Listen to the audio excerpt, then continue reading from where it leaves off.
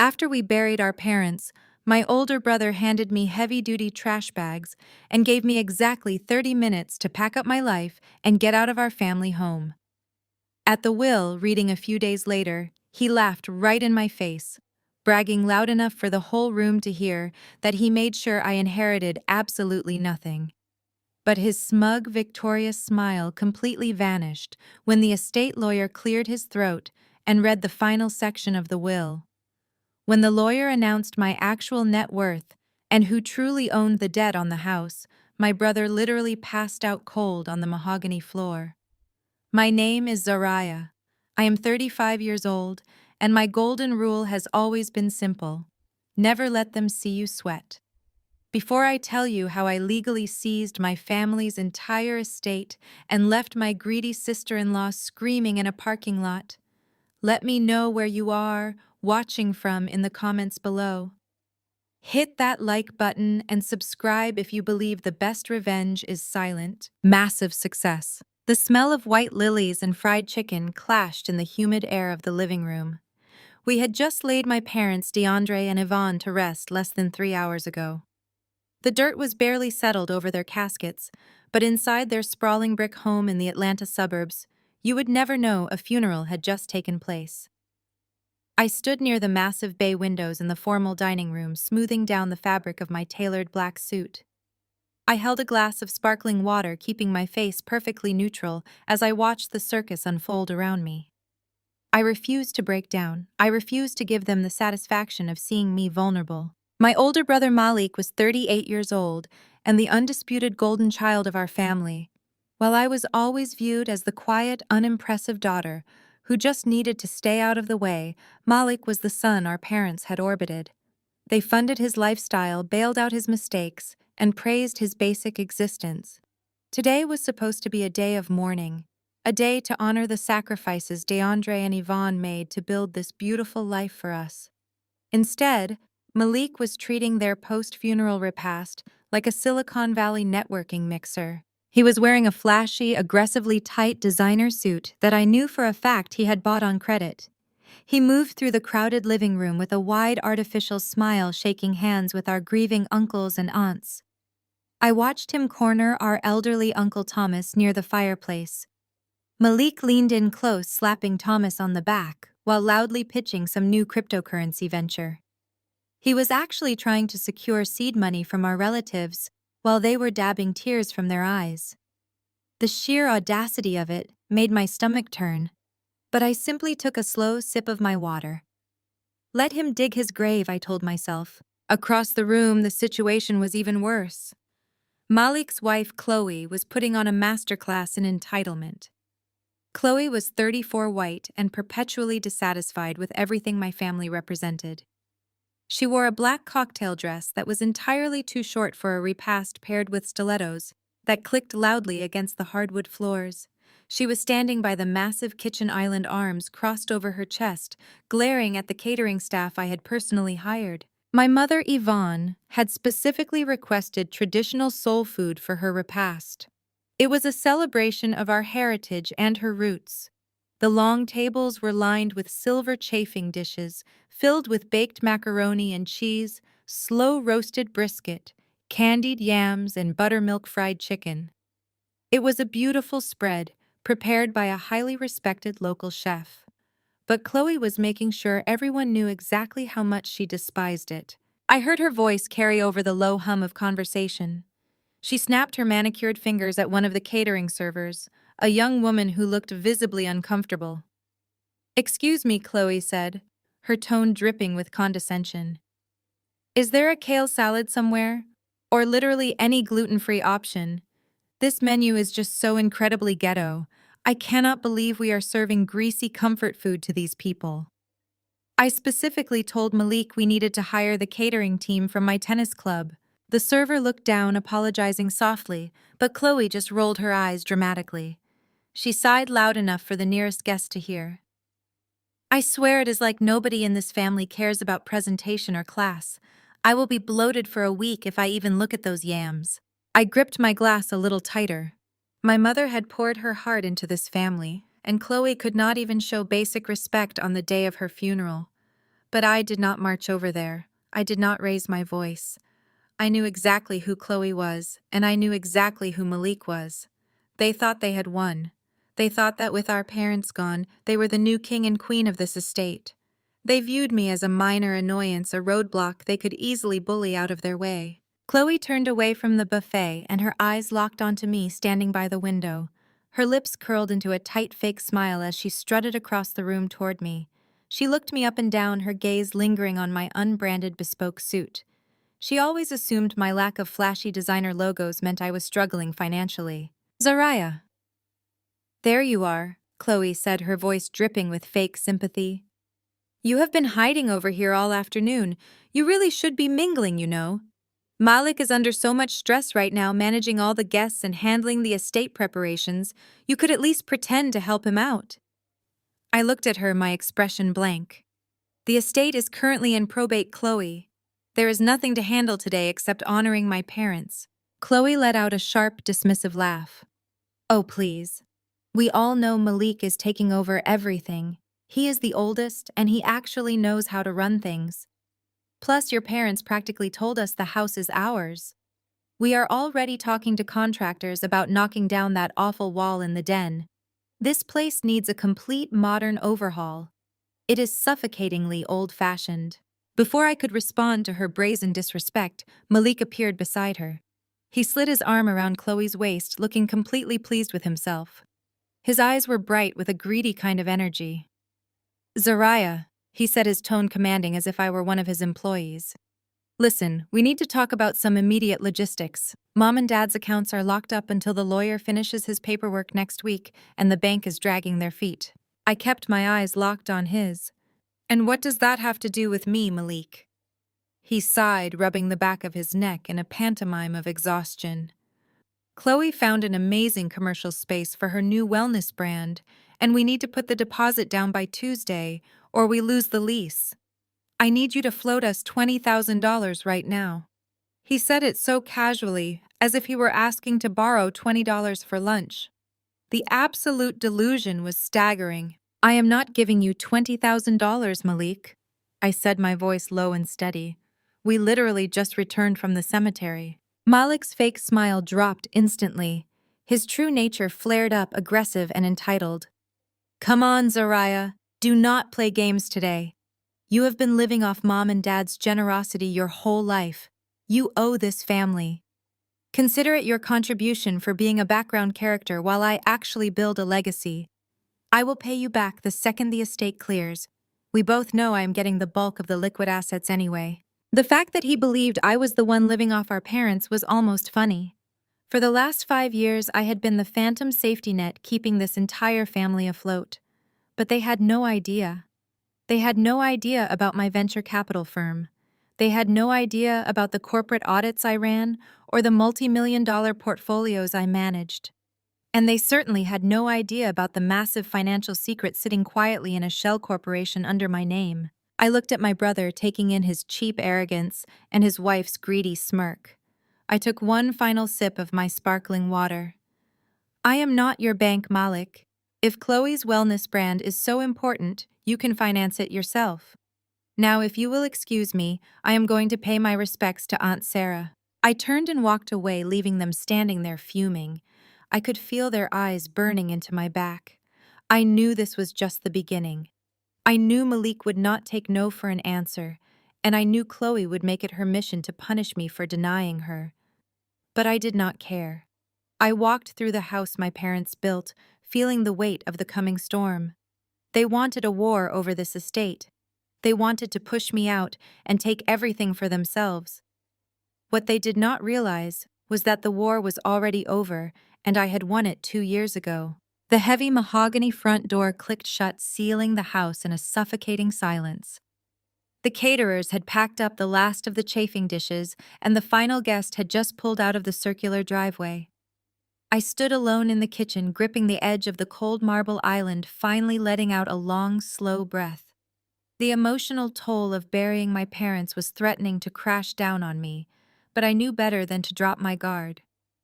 I could hear the sharp, rhythmic clicking of Chloe's heels marching down the hallway, followed by Malik's heavy, purposeful footsteps. They were coming for me. Before I could even reach for my purse, they cornered me. Malik blocked the entrance to the dining room while Chloe casually leaned against the custom oak cabinet swirling a half-full glass of red wine. The fake, mournful smiles they had worn all afternoon were completely gone. In their place was a predatory, entitled hunger that made my skin crawl. Malik did not waste a single second pretending to be a grieving son. He walked straight over to the counter where my belongings rested and snatched up my car keys. I watched his fingers wrap around the leather keychain, my expression remaining perfectly blank. "I am going to need these," he demanded, his voice thick with unearned authority. I slowly turned to face him, keeping my posture completely relaxed. "Excuse me." "Do not play stupid, Zariah," Malik sneered, dangling the keys right in front of my face. "You drove up here in a brand new custom black sedan. I know exactly what your salary is from that little consulting firm you work for, and there is no way you afforded a car like that on your own. Dad bought it for you, did he not? He was always sneaking you cash behind my back to make up for your mediocre career." The absolute absurdity of his accusation almost made me laugh. I owned a venture capital firm that managed billions of dollars in assets.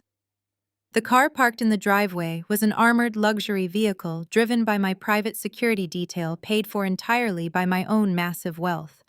But my parents had never known the truth about my finances, and Malik certainly did not either. They all still believed I was a low-level financial consultant, barely scraping by in a modest apartment. "That car does not belong to the estate, Malik," I said, my voice dangerously quiet. "Put the keys down." Malik took a step closer, trying to use his physical size to intimidate me. He slammed his hand flat against the marble countertop. "Listen to me very carefully, little sister. Everything in this family belongs to the estate, and as the oldest son, the estate belongs to me. Mom and Dad spent their entire lives coddling you, paying for your mistakes, and giving you handouts while I was out here building a real business network. I have already spoken to the lawyer. Any assets purchased with family money are being audited and repossessed. So until I verify exactly how you got that car, it stays parked in my driveway." I stared at him, marveling at his staggering delusion. Malik had bankrupted 3 separate startup companies. Our parents had mortgaged their own future to bail him out of his reckless financial disasters. He had bled them dry, yet he stood here loudly rewriting history, convincing himself that I was the parasite. Before I could demand the keys back, Chloe decided to insert herself into the confrontation. She sauntered over, holding her wine glass perilously close to my tailored black morning suit. Her eyes roamed over my outfit with open disgust. "You know, Zariah," Chloe began, her tone dripping with that specific type of weaponized, sugary sweetness. "Malik is just trying to be responsible. You really should be thanking him. It is going to be incredibly expensive to maintain this estate now that we are taking over the property, and we cannot afford to let you keep draining the family resources." I shifted my gaze to her. "Chloe, this does not concern you. This is between me and my brother." Chloe let out a sharp, mocking laugh, tossing her hair over her shoulder. "Actually, it concerns me very much. I am his wife. This is my house now." She took a deliberate step toward me. As she did, she flicked her wrist just enough to send a splash of dark red wine flying out of her glass. The liquid hit the lapel of my custom suit, soaking instantly into the expensive, unmarked fabric. The deep crimson stains spread across my chest, a glaring mark of disrespect on the very day I buried my parents. "Oh my goodness," Chloe gasped, bringing her free hand to her mouth in an exaggerated display of fake shock. "I am so sorry." My hand just slipped. She reached out, pretending to brush the wine off my jacket, but instead, she leaned in close.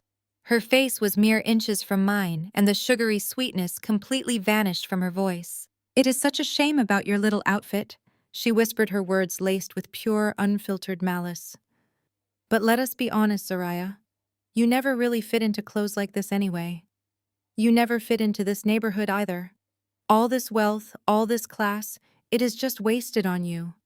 You can dress up all you want, but at the end of the day, you still carry yourself like you belong in some loud, crowded, low-income neighborhood. You bring down the property value just by standing here."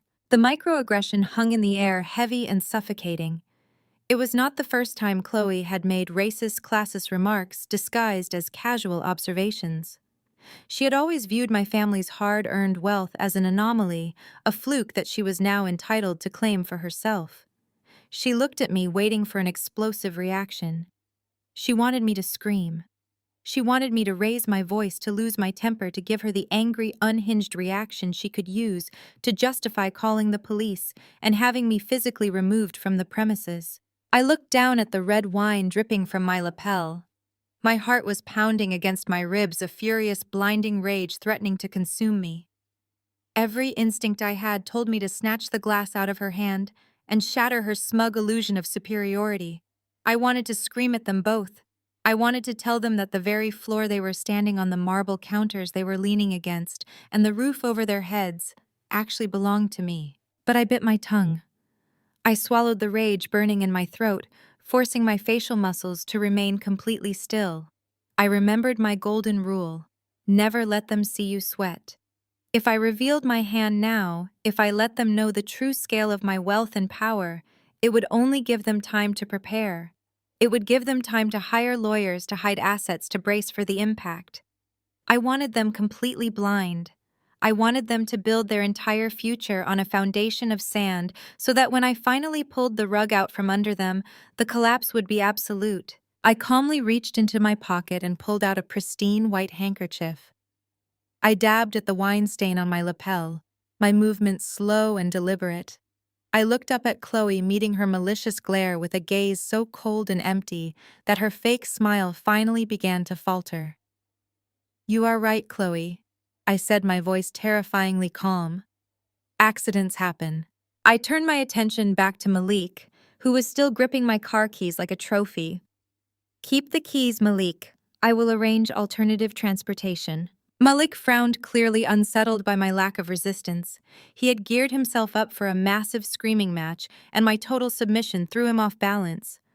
"Yeah," he muttered, puffing out his chest. "That is what I thought. You know you cannot win this. Just accept your place, Zaraya. It will make this whole transition a lot easier for everyone." I did not say another word. I turned on my heel and walked out of the kitchen, leaving them standing there in their unearned victory. My parents were gone, and with them went any obligation I had to protect this family from the consequences of their own actions. Malik and Chloe wanted a war over an estate they did not even understand. I walked down the long, quiet hallway, feeling the damp wine sinking into my shirt.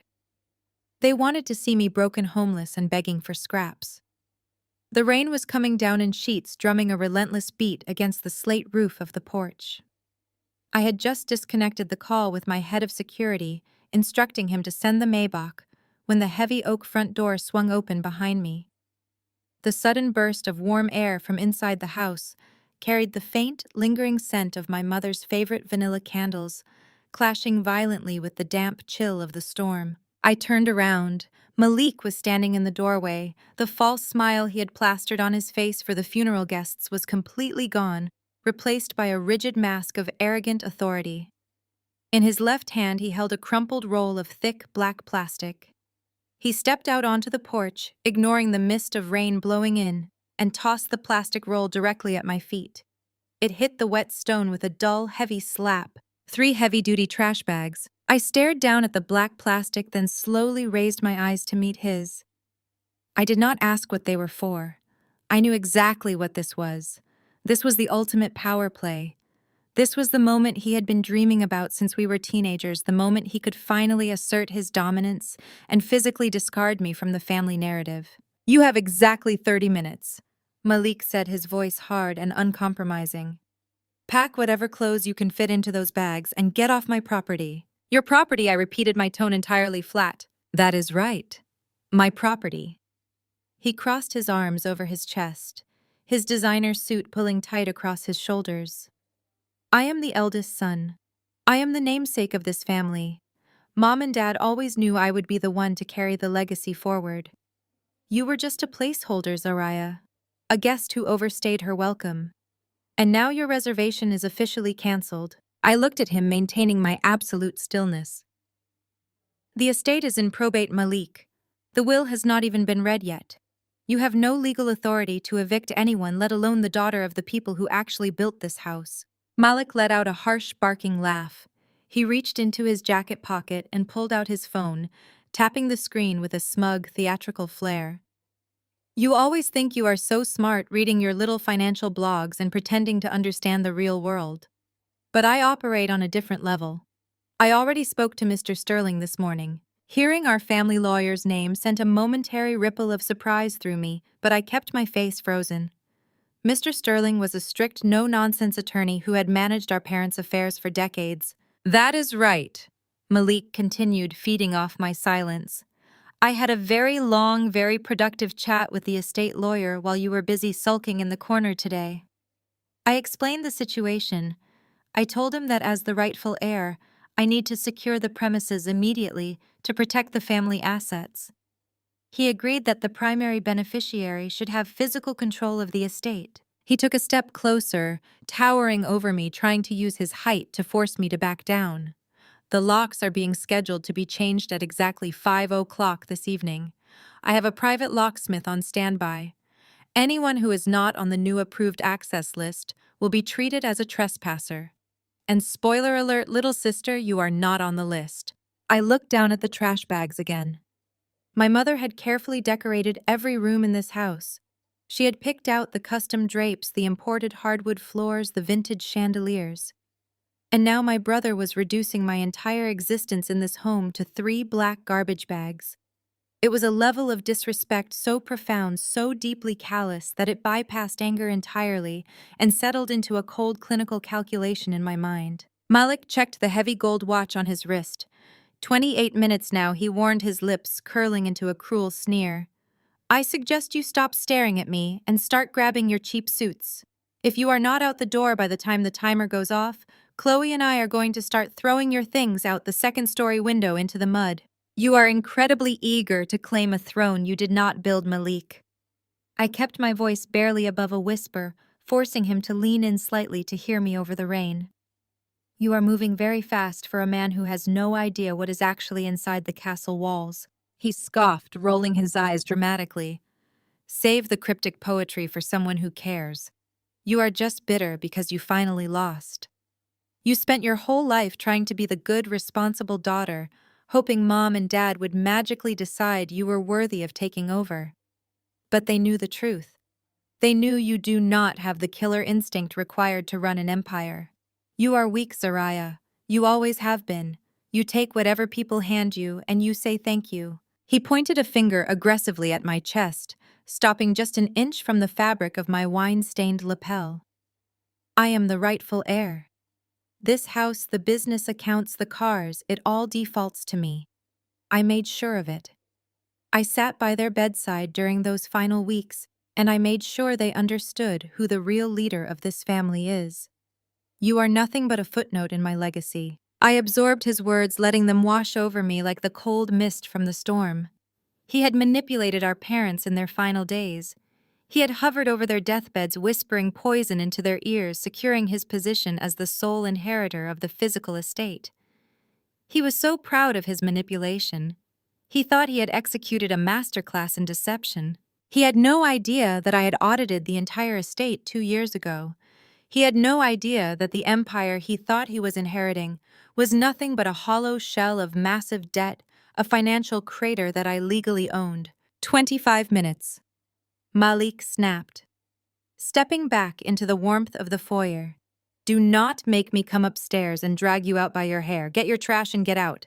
He stepped back inside and left the heavy front door standing wide open, an arrogant invitation for me to walk back in and surrender to his terms. I stood alone on the porch, the freezing rain continuing to fall around me.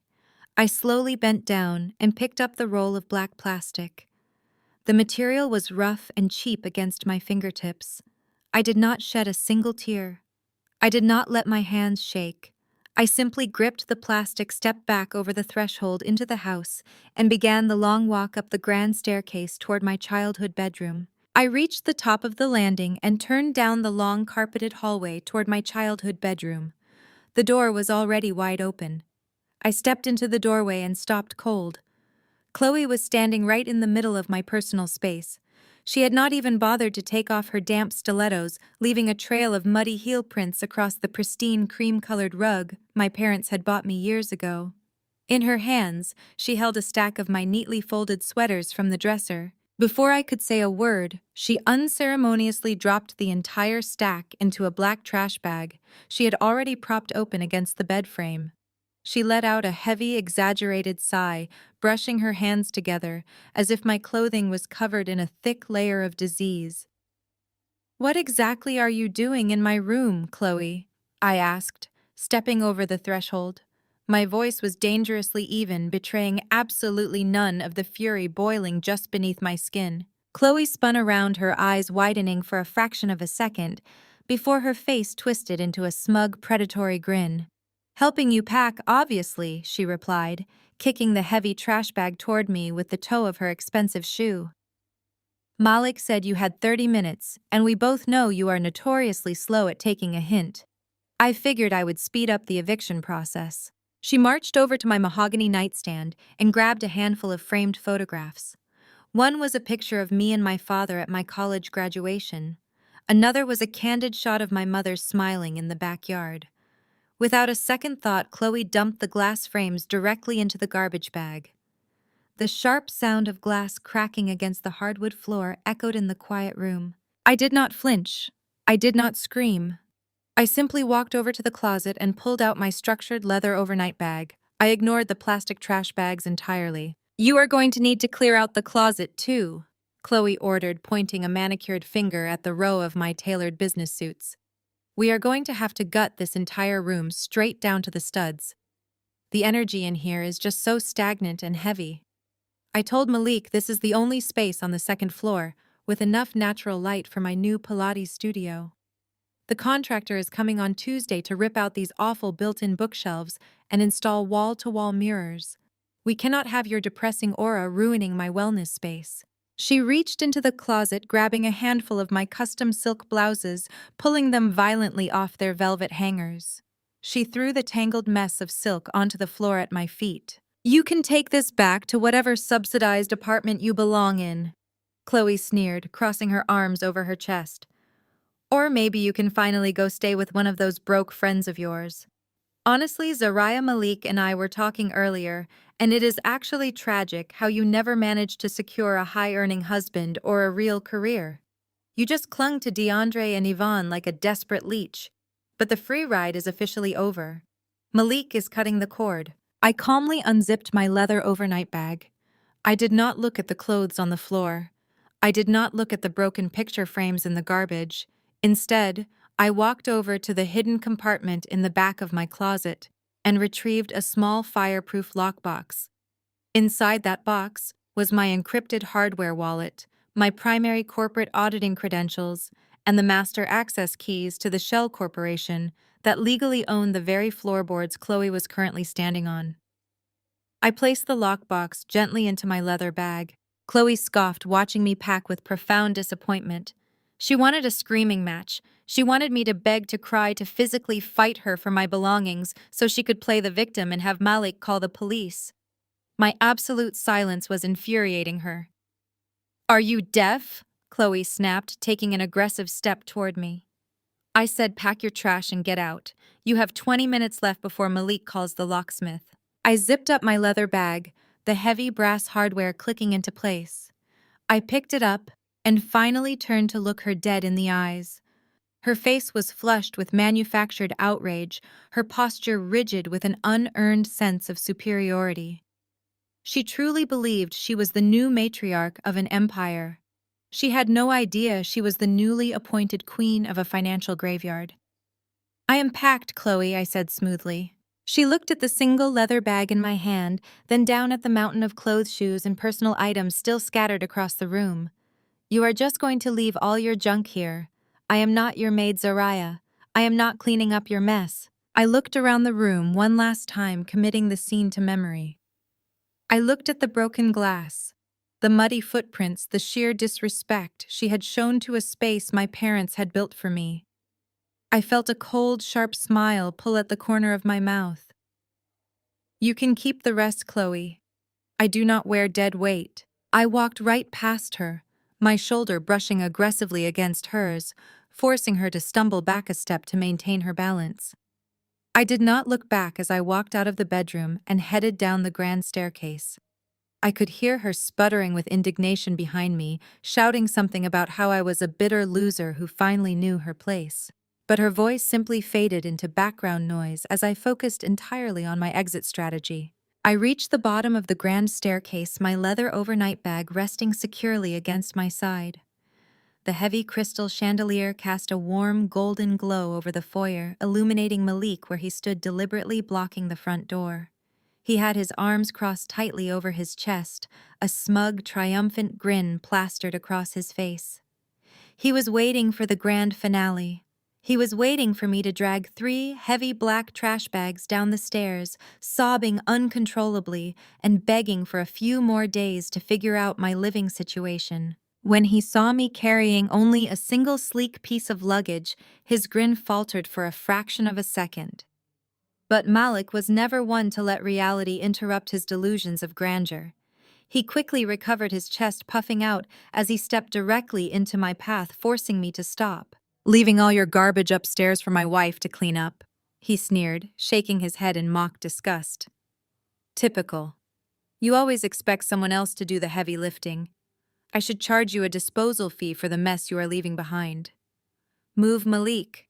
I kept my voice low, projecting absolute, unwavering calm. He did not budge. Instead, he leaned in closer, trying to intimidate me with his height and the sheer volume of his voice. "You know, I actually thought you might put up a fight, Zariah.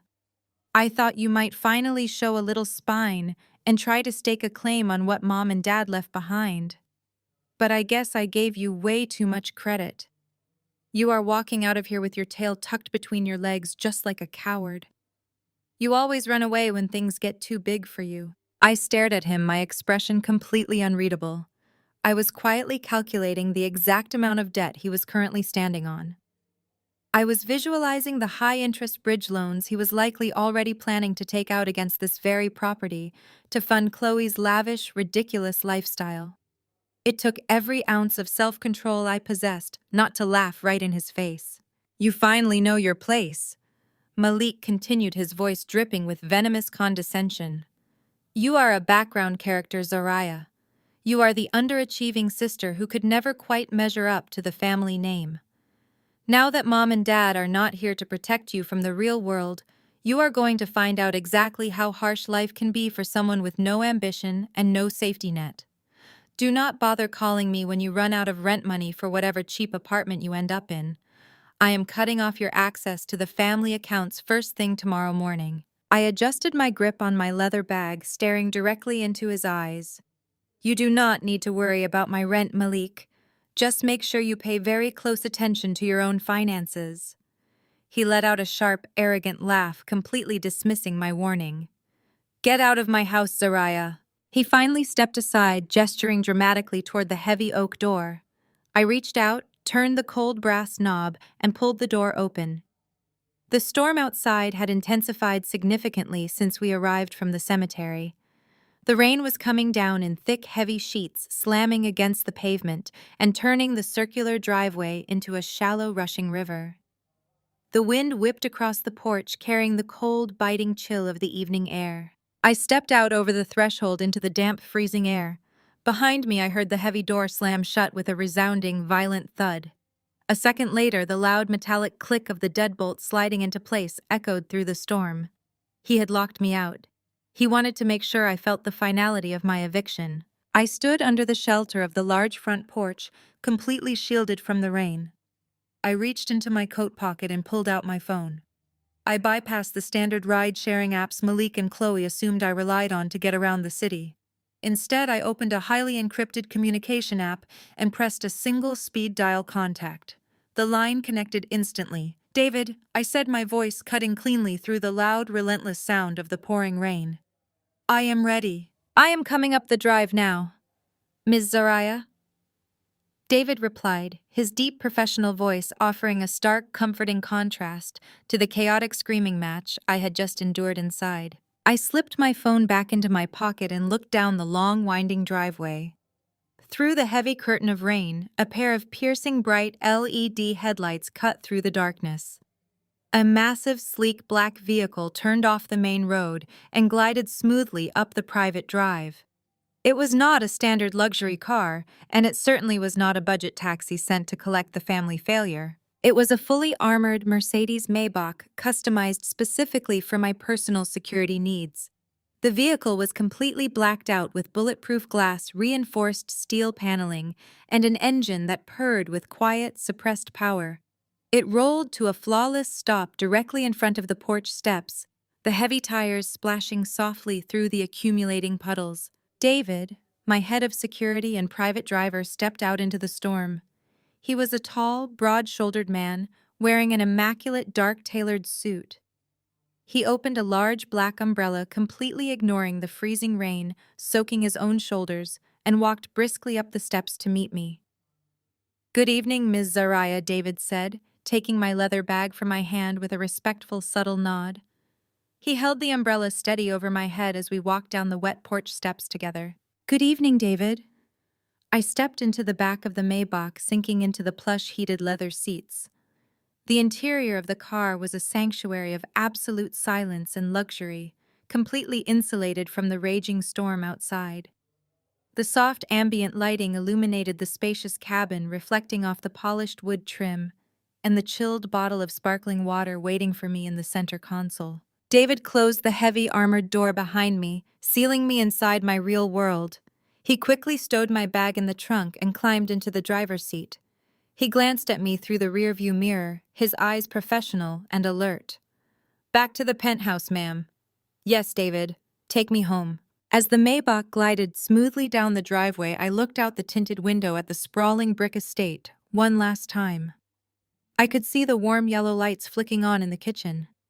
I imagined Malik and Chloe popping open a bottle of my parents' expensive champagne, toasting to their newfound empire, entirely convinced they had just conquered the world. They thought they had crushed me.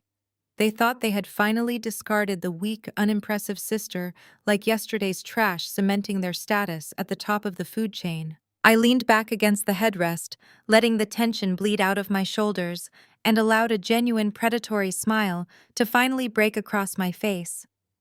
They were currently celebrating inside a multi-million-dollar financial trap that I completely owned. Tomorrow morning, when the banks opened, the real game was going to begin. Malik was going to learn exactly what happens when you try to evict the landlord.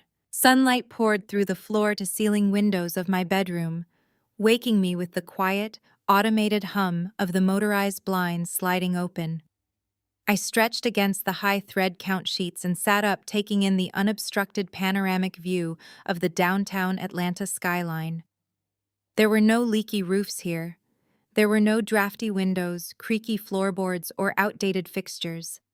I was sitting inside my actual home, a $4 million penthouse I had purchased entirely in cash 3 years ago and secured tightly within an anonymous trust.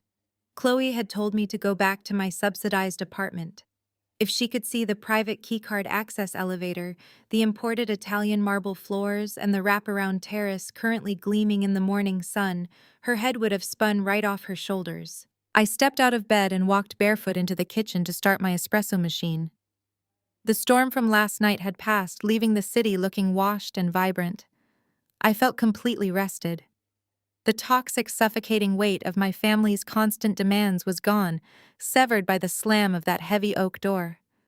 For the first time in my life, I was completely unburdened by the obligation to protect them from themselves. I picked up my phone from the wireless charging pad on the kitchen island.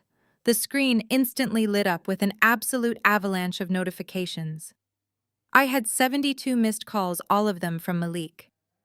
Beneath the missed calls was a wall of frantic, increasingly aggressive text messages that painted a very clear picture of his morning. "Pick up the phone right now. What did you do to the bank accounts? Call the bank and clear this block immediately, Zariah. I am not playing with you. Chloe is humiliated in front of the broker. You are going to pay for this." I swiped past his pathetic tantrums and opened my secure banking application. At exactly 9 o'clock this morning, I had received a high-priority alert from the fraud department of my parents' primary bank. It was regarding the Joint Family Emergency Fund. Years ago, before Malik's reckless spending completely destroyed my parents' credit, they had set up a joint emergency savings account. They put my name on it, alongside Malik's, because despite their blatant favoritism, they knew I was the only person in the family who actually understood financial discipline. The account was strictly meant to cover emergency property taxes, unexpected medical bills, or end-of-life expenses. It held roughly $80,000. It was the very last scrap of liquid cash my parents had to their name. I opened the detailed fraud report and let out a sharp, genuine laugh. My parents had been in the ground for less than 24 hours, and Malik had not wasted a single second. According to the blocked transaction log, he had walked into a high-end commercial real estate brokerage in Buckhead the moment their doors opened this morning. He attempted to wire $45,000 directly from the emergency fund to secure the commercial lease for Chloe's ridiculous new Pilates studio. When that massive transaction triggered an initial security warning, he apparently panicked. Instead of backing down, he doubled down. 10 minutes later, he tried to run his debit card linked to the same account for $12,000 at a luxury imported furniture boutique just down the street. He was literally trying to buy imported leather waiting chairs for a studio he did not even have the lease for yet. He thought he had unrestricted access. He thought the money was his personal piggy bank, just waiting to be cracked open the second our parents were out of the picture. What Malik did not realize was that banking algorithms are incredibly sensitive to massive, unusual wire transfers made immediately after the primary account holders are reported deceased. Furthermore, because my name was legally tied to the account, any wire transfer over $10,000 required dual authorization. When Malik tried to bypass the security protocols and force the commercial lease transfer through, without my signature, the bank did exactly what it was programmed to do. They locked the account down completely. Every single cent was frozen indefinitely pending a full fraud investigation. I took a slow sip of my freshly brewed espresso, letting the rich, dark flavor coat my tongue. I pictured the scene unfolding across town. Malik wearing one of his poorly fitted, flashy designer suits, standing at the polished reception desk of a luxury brokerage firm. He probably slammed his debit card down with a smug, arrogant smile, only to watch the broker's face fall as the transaction was declined. I imagined Chloe standing next to him clutching her designer handbag, watching her dreams of being a wealthy wellness guru evaporate in real time.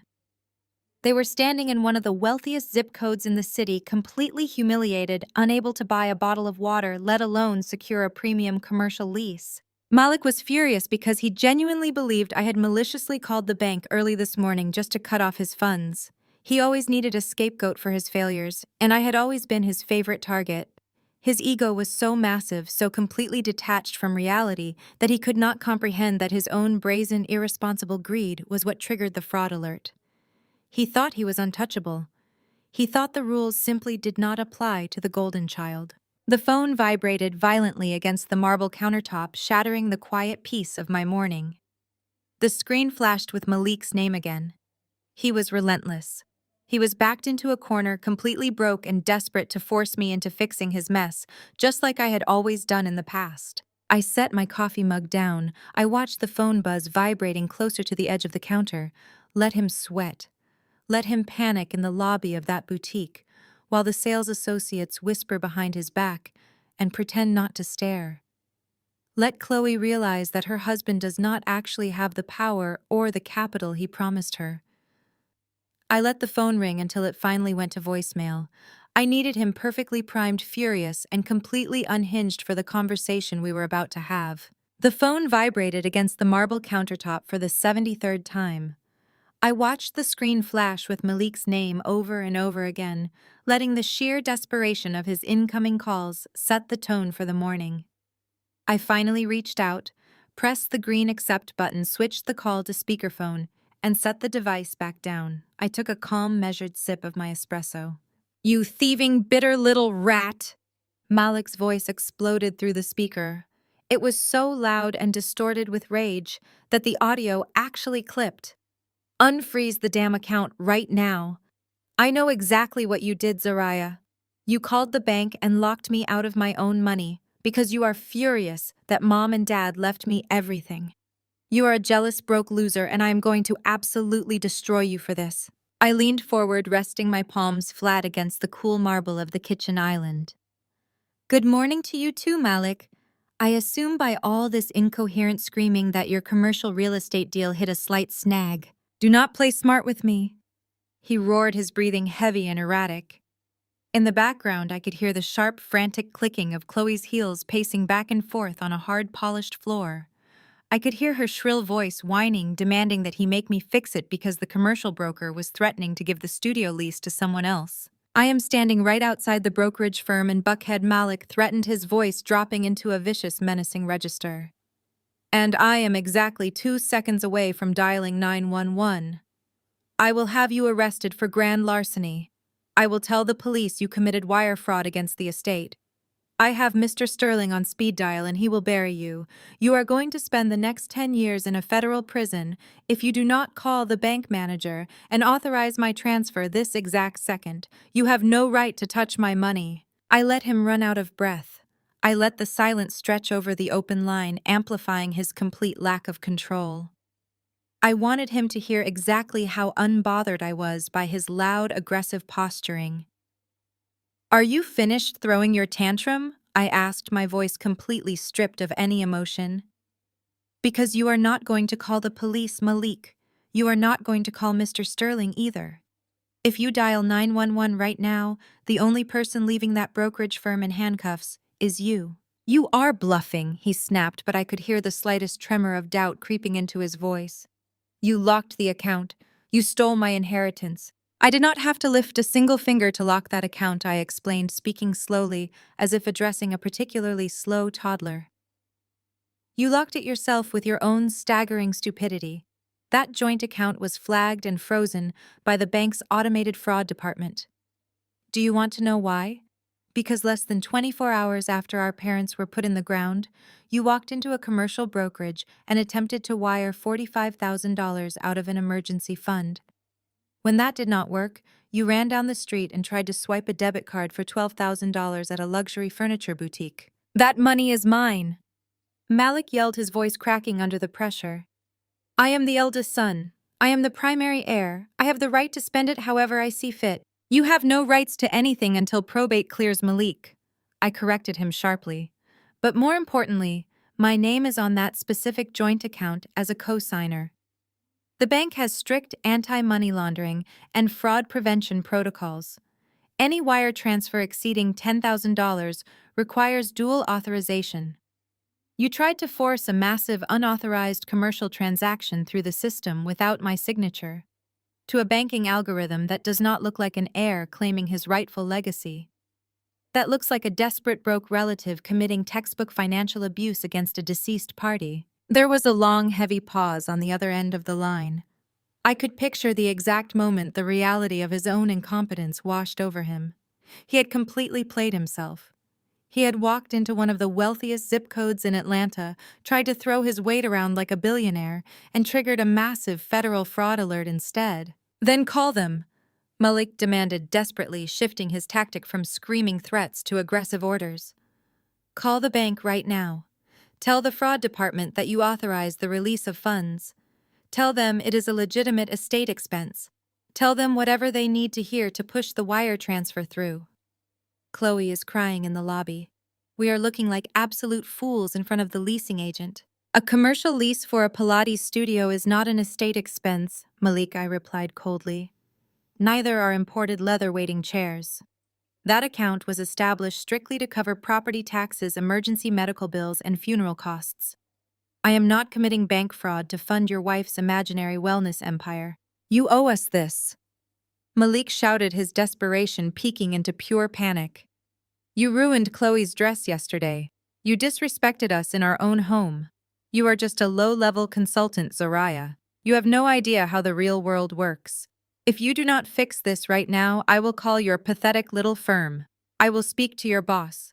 I will tell them you are a thief and a liability, and I will make sure you never work in finance again. I will ruin your pathetic little life. A genuine soft laugh escaped my lips. The threat was so beautifully misguided. He was threatening to call my boss, completely unaware that I was the boss. I owned the venture capital firm. I practically owned the financial air he was currently trying to breathe. You are more than welcome to try and find my boss, Malik, but let us stay focused on the reality of your current situation. You are standing in the middle of Buckhead entirely broke with a furious wife and a broker who just realized you do not actually have the capital you promised. You threw me out on the street with garbage bags last night. You told me I was a coward who finally knew her place. So tell me why on earth would I lift a single finger to save you from your own public humiliation? Because we are family, he barked, playing the ultimate manipulation card. Because Mom and Dad would want you to help me. Mom and Dad are gone, I stated, feeling no remorse as I delivered the final blow. And as of last night, I am no longer your cleanup crew. I will not authorize the transfer. Not today, not tomorrow, not ever. Enjoy the walk back to your car, Malik. Zariah, do not you dare hang up on me. If you do not authorize this money right now, I swear to God I will make you pay for this. I did not wait to hear the rest of his empty threat. I reached out and tapped the red button on the screen, cutting him off mid-sentence and leaving him to deal with his own mess. The screen of my phone barely stayed dark for 3 seconds before it lit up again. Malik was calling back. He was utterly predictable, incapable of accepting a loss, and entirely reliant on the dynamic our parents had hardwired into him since birth. I took another slow sip of my espresso, set the ceramic mug down on the marble island, and pressed the accept button. Did you just hang up on me? Malik screamed, his voice cracking with a mixture of disbelief and absolute rage. Do not you ever hang up on me, Zariah. You listen to me when I am talking to you. I am listening to you humiliate yourself, Malik. I replied, my tone completely level.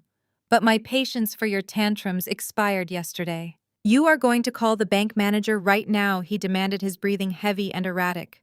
You are going to fix this. You always fix this. Mom and Dad always made sure you fixed my accounts when there was a snag. This is no different. You are going to do exactly what you are told and clean this up. The sheer audacity of his demand was staggering.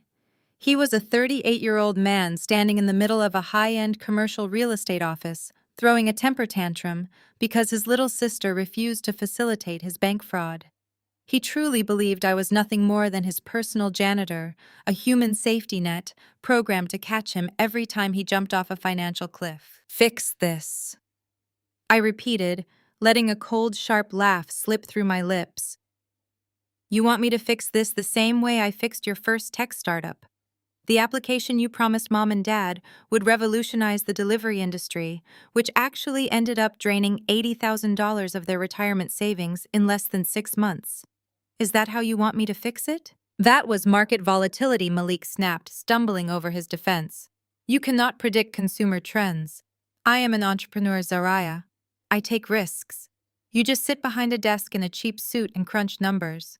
You do not understand vision. I understand the vision of your second brilliant business venture, I shot back, refusing to let him breathe. The boutique logistics firm you started, the one where you leased a fleet of luxury commercial trucks, defaulted on the payments and ended up with 3 separate breach of contract lawsuits. Dad had to secretly mortgage the house just to keep you out of court. I was the one who spent 4 straight weeks auditing your destroyed ledgers, negotiating with your creditors, and begging them to settle out of court so you would not face federal charges. I was building a brand. Malik yelled, his voice echoing off whatever marble lobby he was currently pacing inside. You have to spend money to make money. Mom and Dad understood that. They believed in my potential.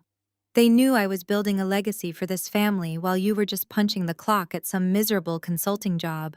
They believed in a delusion, Malik. I said, my voice dropping into a deadly quiet register. And your third startup proved it. The cryptocurrency exchange you tried to launch 2 years ago. The one where you promised investors guaranteed returns, commingled their funds with your personal checking account, and lost everything when the market dipped. Do you remember who had to sit in a room with a forensic accountant and a defense attorney to keep you out of federal prison? Do you remember who had to quietly liquidate their own assets to cover your tracks because mom and dad were tapped out? I did not liquidate my assets, of course. I bought their debt. But I let him believe the lie, keeping the true scale of my power hidden just a little longer. That was a simple accounting error. Malik deflected, his voice growing higher, increasingly desperate. And you did your job. That is your role in this family, Zariah. I am the visionary. I am the face of the brand. I take the big swings, and you handle the paperwork. Mom and Dad groomed me to lead, and they groomed you to support me. Now stop bringing up ancient history and call the damn bank. Chloe is crying. The broker is literally packing up his briefcase. In the background, I could hear Chloe's shrill, panicked voice cutting through the audio. Tell her to wire the money right now, Malik. She was whining, sounding exactly like a spoiled child denied a toy. The leasing agent is going to give my studio space to that awful yoga instructor. Make your sister do her job. Did you hear that, Zariah? Malik barked. You are ruining my wife's dream. You are humiliating us in front of the most exclusive commercial broker in Buckhead. I am your older brother. I am the head of this family now, and I am ordering you to authorize the release of those funds immediately. I leaned against my kitchen island, looking out through the floor-to-ceiling windows at the sprawling Atlanta skyline. I had spent my entire life being forced into the background. I had sacrificed my peace, my time, and my energy to maintain the illusion that Malik was a successful businessman. Our parents had enabled his narcissistic delusions until their dying breath, demanding that I act as his permanent shock absorber. They had demanded my compliance, and in return, they gave him all their praise. The Bank of Zaria is permanently closed, Malik, I said, my voice ringing with absolute unbreakable authority. I am not your accountant. I am not your cleanup crew, and I am certainly not your subordinate. You wanted to be the head of the family. You wanted to sit on the throne and claim the legacy. Well, congratulations. You got exactly what you asked for. The crown is all yours. Zariah. I swear to God, if you hang up this phone, Malik screamed, his voice raw with pure, unfiltered panic. I suggest you take Chloe out for a nice, affordable lunch. I continued, completely ignoring his empty threats. Maybe a fast food drive-through. Because unless you figure out how to generate some actual capital, that is about all you can afford today. Have a wonderful afternoon, Malik. Zariah, do not you dare. I reached out and firmly tapped the red button on my screen. The call disconnected instantly. The sudden silence in my penthouse was beautiful. It was the sound of complete, absolute liberation. I set the phone face down on the marble counter, a slow, deeply satisfied smile spreading across my face. Malik was currently screaming into the void, entirely powerless, while I stood in a $4 million fortress he could not even begin to comprehend.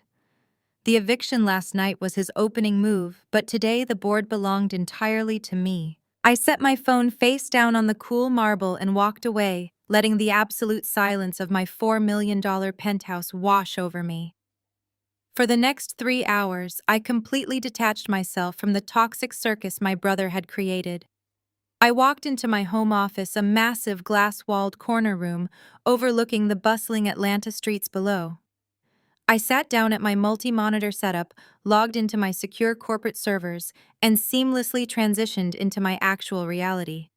I spent the morning reviewing quarterly earnings for a cybersecurity firm my venture capital group was preparing to acquire. I authorized a 7-figure funding round for a logistics startup completely unfazed by the petty, desperate reality Malik and Chloe were currently trapped in. To me, they were not a threat. They were a bad investment that I had finally decided to write off. But desperate people are fundamentally unpredictable, and people like Chloe simply cannot survive without an audience. They need constant validation. When they cannot win with money, they immediately pivot to the only currency they have left, which is public sympathy. At exactly 12:15, my private work phone chimed with a high-priority text message. It was from Renee, my executive assistant. The message was short and highly uncharacteristic for her strictly professional demeanor. It simply read, "You need to open Instagram right now. Do not respond to it. Just watch." I rarely used personal social media, preferring to keep my digital footprint virtually non-existent. I opened the application and immediately saw what had triggered Renee's alarm. My feed was absolutely dominated by a live video broadcast that had been saved and shared just 30 minutes prior. The thumbnail featured Chloe sitting in the driver's seat of Malik's leased luxury SUV. Her blonde hair was deliberately messy, her makeup expertly smudged right under her eyes, to give the illusion that she had been crying for hours. I tapped the screen, and her shrill, trembling voice filled my quiet office. I did not want to make this public. Chloe began staring directly into the camera lens with wide, watery eyes. She took a shuddering breath, pressing a manicured hand to her chest. But Malik and I are just so broken right now. We buried his parents yesterday. We are grieving. We are trying to hold this family together and honor their legacy. But Malik's younger sister Zariah is making it impossible. I leaned back in my ergonomic leather chair, crossing my arms as I watched her performance. It was a masterclass in white female weaponized victimhood. She had perfectly calibrated her tone to sound exhausted, fragile, and utterly defenseless against an unhinged aggressor. She has always been deeply troubled, Chloe continued, letting a single highly produced tear slip down her cheek. Malik and his parents supported her for years. They paid her bills. They gave her a place to live. But last night she demanded we hand over $20,000 in cash from the estate.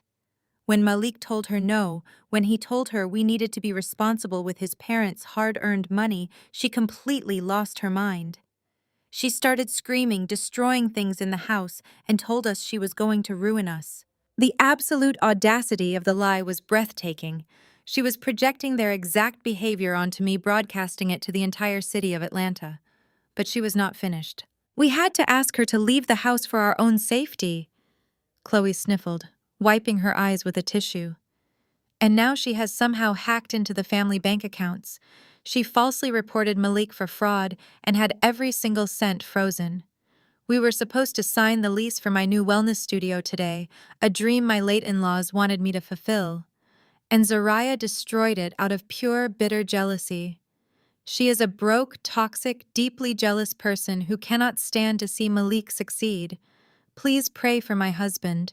He is heartbroken that his own sister would do this to him. The video ended, looping back to the beginning. I glanced at the engagement metrics beneath the post. It had already amassed thousands of views. The comment section was an absolute landslide of misplaced sympathy and vicious character assassination. Chloe had tagged Malik, who had immediately shared the video to his own profile with a caption about protecting his wife from negative, toxic family members. They had weaponized their entire socialite circle against me. I scrolled through the comments, watching the prominent wives of Buckhead local real estate developers and country club socialites tear me to shreds. People who had never spoken a single word to me were leaving paragraphs of vitriol. They called me a leech. They called me ungrateful. They speculated about my mental health. They praised Malik for being a strong, protective husband and flooded Chloe with heart emojis and prayers. The narrative they were building was clear and incredibly dangerous. They were painting me as the angry, bitter, aggressive black woman trying to extort her successful, hard-working brother and his innocent, fragile white wife. A lesser woman would have panicked. A lesser woman would have immediately jumped into the comment section to defend herself or posted a reactive emotional video trying to explain the truth. That is exactly what Malik and Chloe wanted. They wanted to drag me into a public screaming match. They wanted me to look erratic and defensive so they could point at the screen and say, "Look, we told you she was unhinged." I closed the application and locked my phone. I felt a slow, dark wave of amusement wash over me. Chloe thought she was playing a brilliant game of public relations. She thought that controlling the narrative in the comment section somehow translated to actual power. But social media likes do not pay commercial leases. Instagram sympathy does not unfreeze federal bank accounts. And virtual prayers were not going to save Malik from the mountain of debt he was currently drowning in. They were fighting a war of perception while I was fighting a war of attrition. I checked the platinum Rolex on my wrist. It was 12:30. I had exactly 2 hours before my most critical meeting of the quarter. I was scheduled to meet with the senior partners of a massive international hospitality conglomerate.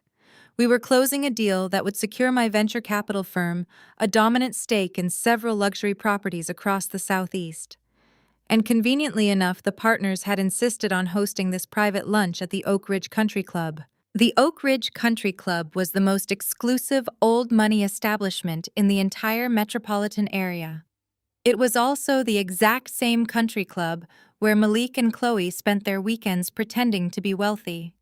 They practically lived in the dining room, racking up outrageous tabs on our late parents' account, flaunting a lifestyle they could not actually afford.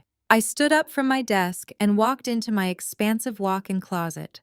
If Chloe wanted to paint me as a broke, bitter outcast who did not fit into their upscale world, I was going to give her a reality check she would never recover from. I bypassed the dark mourning clothes from yesterday. Today required armor. I selected a pristine, custom-tailored cream silk pantsuit, the fabric draped flawlessly, radiating quiet, untouchable wealth. I paired it with a simple emerald silk blouse and a pair of nude stilettos. I kept my jewelry minimal, just diamond stud earrings and my watch. I did not need flashy logos to announce my presence. True power never has to shout. I picked up my briefcase, checked my reflection in the floor-to-ceiling mirror, and smiled. Chloe had spent her entire morning crying in a car, begging the internet for sympathy because her husband's credit card declined. She was playing checkers in the mud. I was about to walk into her favorite sanctuary and flip the entire board. I headed toward my private elevator, dialing my driver. "David, bring the car around. We are going to Oak Ridge."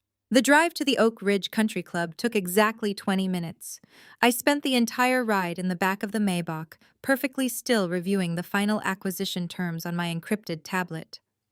When David pulled the heavy armored vehicle up to the grand white columned entrance of the clubhouse, the valet attendants immediately stood straighter. They rushed forward, but David was already out of the driver's seat, opening my door with a respectful nod. I stepped out onto the pristine brick driveway. The air up here felt different, heavily manicured, carrying the scent of fresh-cut grass and old money. Oak Ridge was an institution in Atlanta.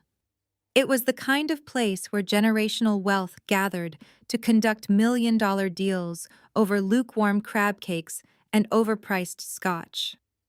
For years, my parents had brought Malik here, parading him around the dining room, introducing him to local politicians and real estate tycoons.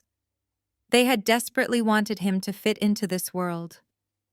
I had always been left at home, deemed too quiet and too unpolished to navigate these social circles. I walked through the massive double doors and into the grand foyer. The aesthetic was suffocatingly traditional. All dark mahogany paneling, vaulted ceilings, and oil paintings of founding members. The hostess at the front desk immediately smiled, asking if she could assist me. I told her I was there to meet Harrison and Gregory, the senior partners from a global hospitality conglomerate. Her eyes widened slightly in recognition of the prominent names, and she quickly escorted me to a secluded premium table by the floor-to-ceiling windows overlooking the 18th hole. Harrison and Gregory were already seated. They were older, sharp-eyed corporate veterans who did not waste time on pleasantries. We exchanged firm handshakes and immediately got down to business. I opened my briefcase, laying out the final term sheets for a massive commercial property acquisition my venture capital firm was funding. I was completely in my element. The numbers were flawless, my strategy was impenetrable, and the men across from me were visibly impressed by my aggressive, airtight financial modeling. We had just ordered our sparkling water and light appetizers when a loud, obnoxious burst of laughter shattered the refined, hushed atmosphere of the dining room. I did not have to turn my head to know who it was. The sound was instantly recognizable. I casually shifted my gaze over the rim of my crystal water glass and looked across the room. There, seated at a highly visible center table, were Malik and Chloe. They were putting on a spectacular performance of unearned wealth. Their table was littered with silver platters of oysters, imported caviar, and 2 silver buckets holding bottles of vintage Cristal champagne. Chloe was tossing her hair back, laughing loudly at something the waiter had said, playing the role of the carefree socialite to absolute perfection. The hypocrisy was staggering. Less than an hour ago, Chloe had been sitting in a car crying to the entire internet about how her cruel sister-in-law had left them completely broke and broken-hearted during their deepest time of grief. She had weaponized her tears, begging her followers for prayers and sympathy. Yet here she was, barely 24 hours after my parents' funeral, popping $1,000 bottles of champagne and feasting on caviar. They were drowning the morning's humiliation of the frozen bank account in exorbitant luxury, completely unaware that the financial safety net they were currently charging this feast to was dead. They were putting the entire bill on my late parents' tab. As Chloe raised her champagne flute for another sip, her eyes swept across the dining room and locked directly onto mine. I watched the color drain from her face. Her fake smile vanished instantly, replaced by a deep, visceral shock. She lowered her glass slowly, whispering frantically across the table to Malik. My brother snapped his head in my direction. His jaw clenched so hard I could practically hear his teeth grinding from 30 feet away. I did not break eye contact. I did not glare. I simply stared back at them with the calm, predatory stillness of a hawk watching two mice trap themselves in a corner. Chloe slammed her glass down on the table, her face twisting with pure rage. She was not going to let me sit in her favorite sanctuary looking like $1 million. She stood up, smoothing down her designer dress, and marched straight across the dining room toward my table. She intended to cause a scene. She wanted to humiliate me in front of these wealthy older men, naturally assuming I was just a desperate low-level consultant begging them for a job. "Excuse me," Chloe announced loudly as she arrived at my table, ensuring her voice carried to the neighboring members. She completely ignored me addressing Harrison and Gregory directly. "I apologize for the interruption, gentlemen, but you really should be careful who you do business with. This woman is a fraud." Harrison frowned, looking from Chloe to me in absolute confusion. I kept my hands resting elegantly on the table, my expression perfectly composed. Chloe snapped her manicured fingers in the air, trying to flag down a staff member. "Mr. Preston," she called out sharply. The general manager of the country club, a tall, stressed-looking man in a tailored suit, hurried over to mitigate the disturbance. "Yes, Mrs. Chloe, is there a problem?" "There absolutely is a problem," Chloe demanded, her voice growing shrill and entitled. "I need this woman removed from the dining room immediately. She is not a member here. She is my husband's estranged sister, and she has been aggressively harassing our family. She is a trespasser, and she is making me feel incredibly unsafe. I want her escorted off the property by security right now." Mr. Preston looked at me nervously. He knew my parents were prestigious members, and he recognized Chloe as a frequent guest, but he had never seen me before. He cleared his throat, looking deeply uncomfortable. "Ma'am, if you are not a member or an authorized guest, I am going to have to ask you to leave the premises." I did not raise my voice. I did not act defensive. I stood up smoothly, the heavy silk of my cream suit falling perfectly into place. I turned to Harrison and Gregory with a polite, reassuring smile. "Gentlemen, please excuse me for just one moment. I need to clear up a minor administrative error with the management." I stepped away from the table, motioning for Mr. Preston to follow me a few feet away, completely out of Chloe's earshot. Chloe stood by my table with her arms crossed, looking incredibly smug, absolutely certain she had just ruined my career. When Mr. Preston and I were standing near the grand fireplace, I spoke to him in a low, even tone. "Mr. Preston, are you aware of the recent corporate buyout regarding the management group that oversees the daily operations of Oak Ridge Country Club?" He blinked, caught off guard by the business question. "Yes, ma'am. Vanguard Holdings acquired our parent company last quarter." I reached into my blazer pocket and pulled out a heavy matte black metal card. I handed it to him. "I am the founder and majority shareholder of Vanguard Holdings," I said smoothly. "I essentially sign your paychecks, Mr. Preston." The general manager looked down at the solid metal identification card, reading my name and my corporate title. I watched his face drain of all color. His eyes went wide as he suddenly realized he had just threatened to throw the owner of the entire establishment out onto the street. "Ma'am, I am so incredibly sorry." Mr. Preston stammered, his hands visibly shaking as he handed the card back to me. "I had absolutely no idea. Please allow me to handle her. I will have her removed for disturbing your meeting." "No," I replied, keeping my voice terrifyingly calm. "You are going to do exactly your job, Mr. Preston. You are going to manage your accounts. DeAndre and Yvonne passed away yesterday. Their country club membership and all associated lines of credit are legally void as of their death. The thousands of dollars Malik and Chloe are currently racking up on table 4 cannot be charged to a deceased party's tab. Mr. Preston swallowed hard, nodding vigorously. Yes, ma'am. That is correct policy. So I continued my gaze, locking onto his. You are going to walk over to table 4 right now. You are going to present them with their current bill. You will inform them that the family tab is permanently closed, and you will demand immediate payment in full. If their cards decline, you will treat it exactly as you would any other theft of services. Do we understand each other? Perfectly, ma'am, Mr. Preston said, wiping a small bead of sweat from his forehead. I turned and walked gracefully back to my table, taking my seat across from Harrison and Gregory. Chloe was still standing there waiting for the general manager to bring security. Instead, Mr. Preston walked right past us, heading directly toward Malik's table. He carried a black leather folio containing their massive bill. I watched the scene unfold with deep, quiet satisfaction. Mr. Preston leaned down and quietly informed Malik that the family account was frozen due to the primary member's passing. Malik looked annoyed but arrogant. He reached into his designer jacket, pulled out his debit card, and dropped it onto the folio. It was the exact same debit card connected to the emergency bank account I had watched him lock down that morning. Mr. Preston walked away to run the card. 2 minutes later, he returned. He shook his head, placing the card back on the table. Declined. Malik's face flushed hot red. He angrily pulled out a different credit card. Mr. Preston ran it. Maxed out. Chloe rushed back to their table, digging frantically through her designer handbag. She handed over 2 of her own premium credit cards. Both declined. The heavy, refined silence of the dining room was suddenly shattered by Malik's rising voice. He started yelling at the staff, accusing their machines of being broken. Mr. Preston stood incredibly firm, his voice carrying across the quiet room, as he explained that the bill was over $3,000, the tab was closed, and the payment must be settled immediately, or he would be forced to call the local authorities. The entire dining room was now watching. The wealthy socialites, the real estate developers, the exact same people who had just liked Chloe's tearful, victimized video on social media, were now actively watching her husband fail to pay for a brunch tab.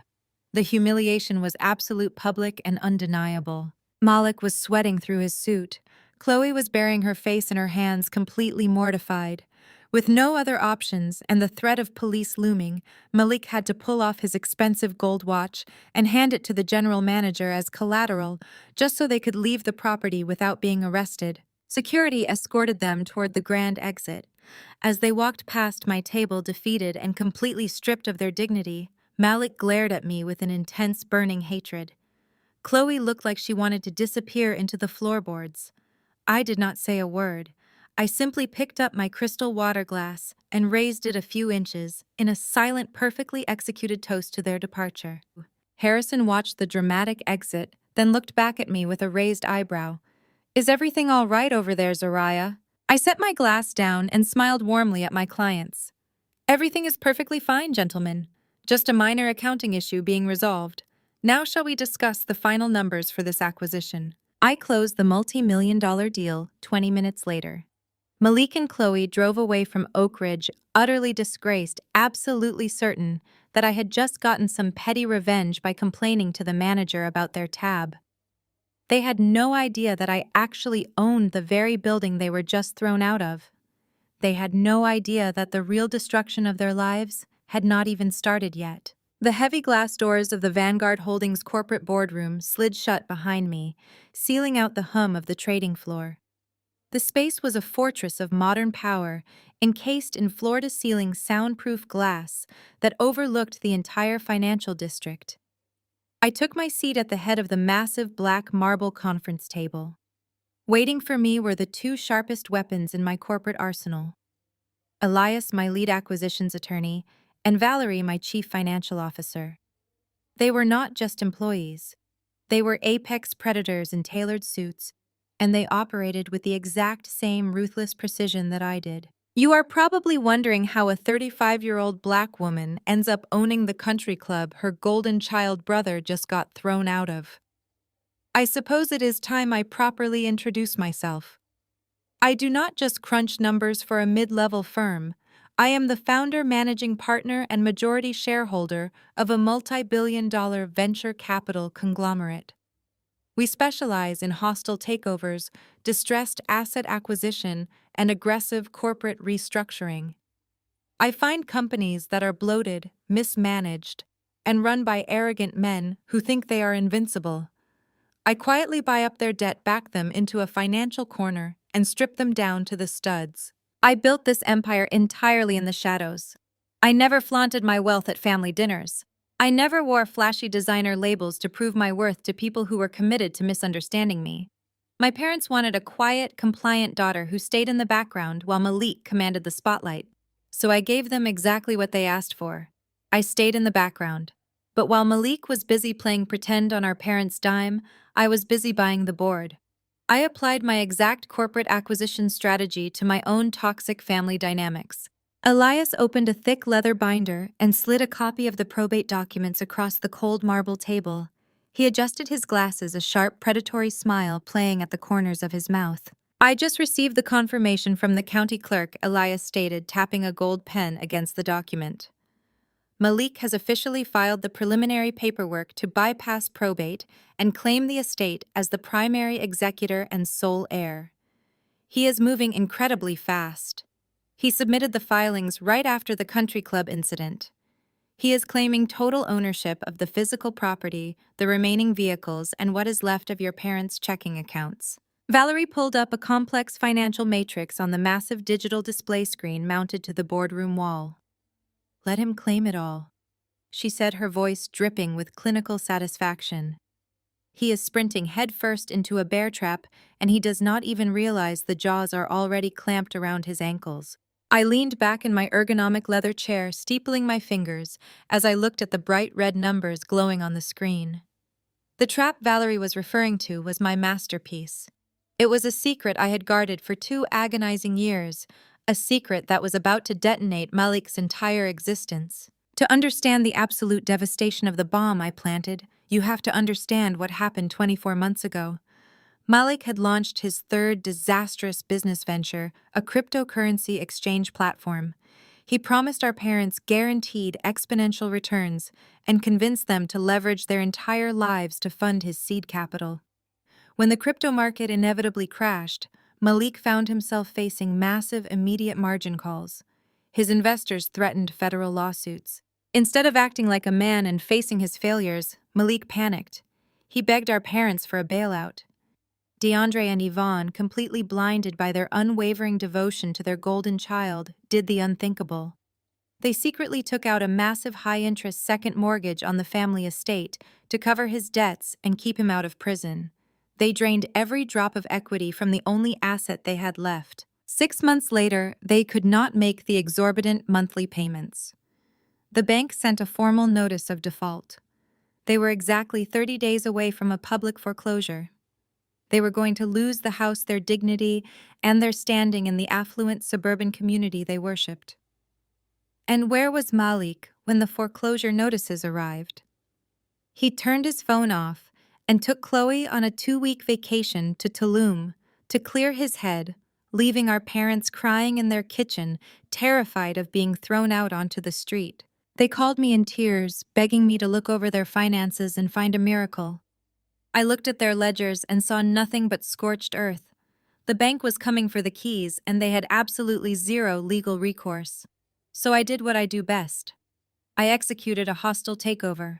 I did not give them a handout. I did not wire them the cash so they could continue enabling my brother. Instead, I quietly instructed Elias to form a blind, anonymous shell corporation named Obsidian Equities. Through Obsidian, I approached their mortgage lender and bought their distressed debt directly from the bank at a premium.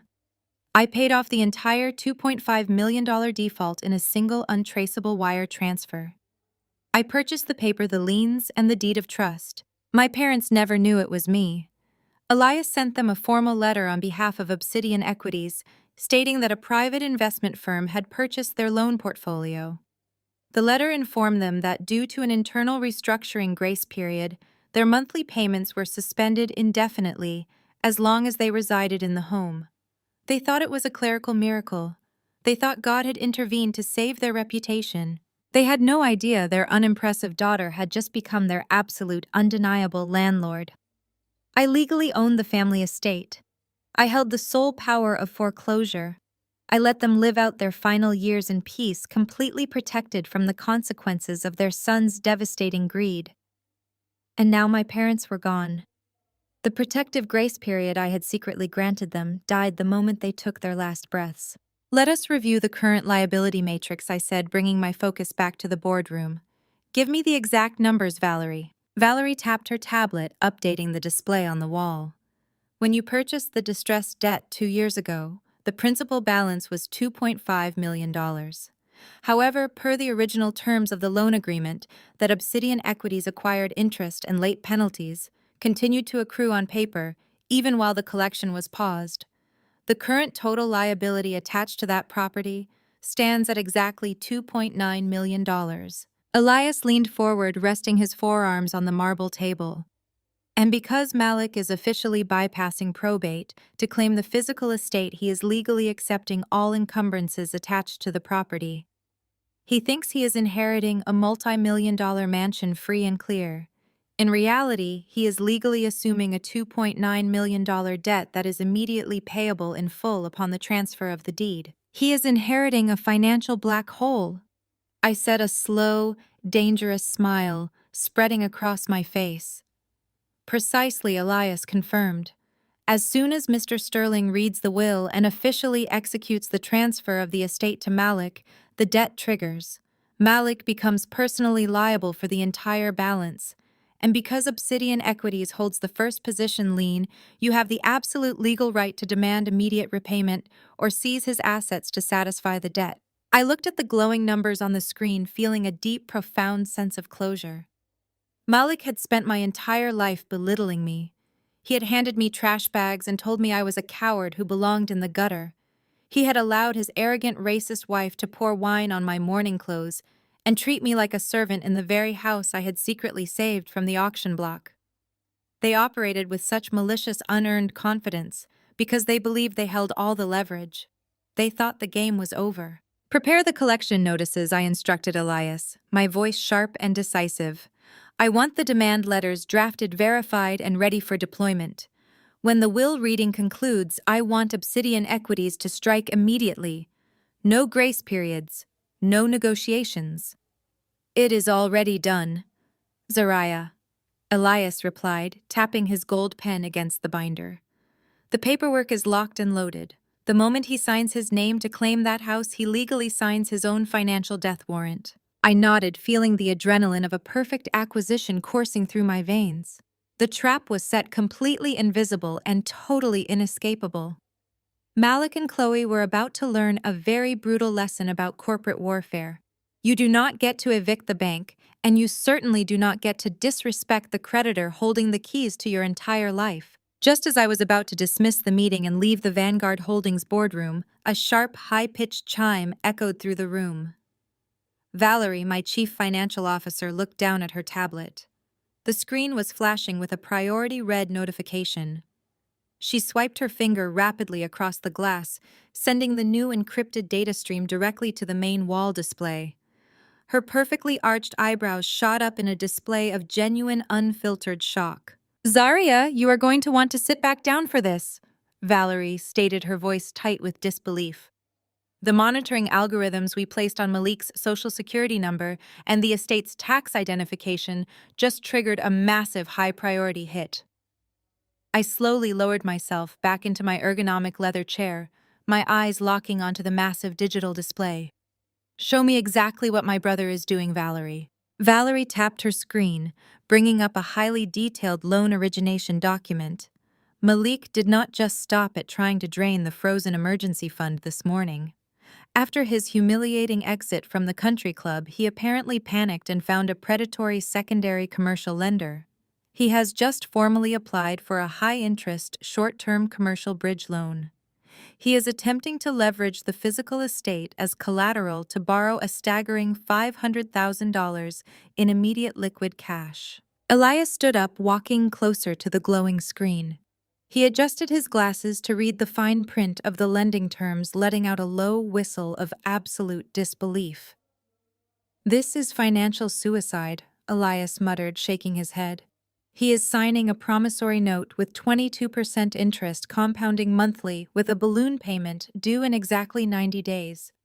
It is the kind of toxic radioactive debt that only desperate gamblers and completely delusional amateurs agree to sign. How is a lender even underwriting a $500,000 loan before the estate completes probate?" I asked, analyzing the risk matrix on the screen. It made no sense. No legitimate bank would touch an unverified inheritance. "They are not a legitimate bank," Elias explained, turning back to face me. "They are a predatory private equity group." Malik used his preliminary executor filings and his birth certificate to prove he is the primary heir.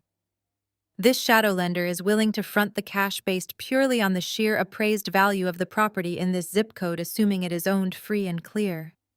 But because our shell corporation Obsidian Equities holds the primary deed of trust, the secondary lender's automated underwriting system just pinged us.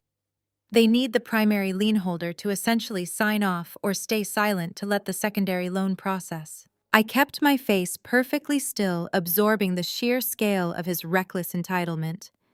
He was literally betting the house on a hand he had already lost. Valerie pulled up the disbursement schedule Malik had submitted to the predatory lender to justify the massive bridge loan. "Wait until you see what he is claiming as necessary estate expenses," she said, her voice laced with sharp corporate disgust.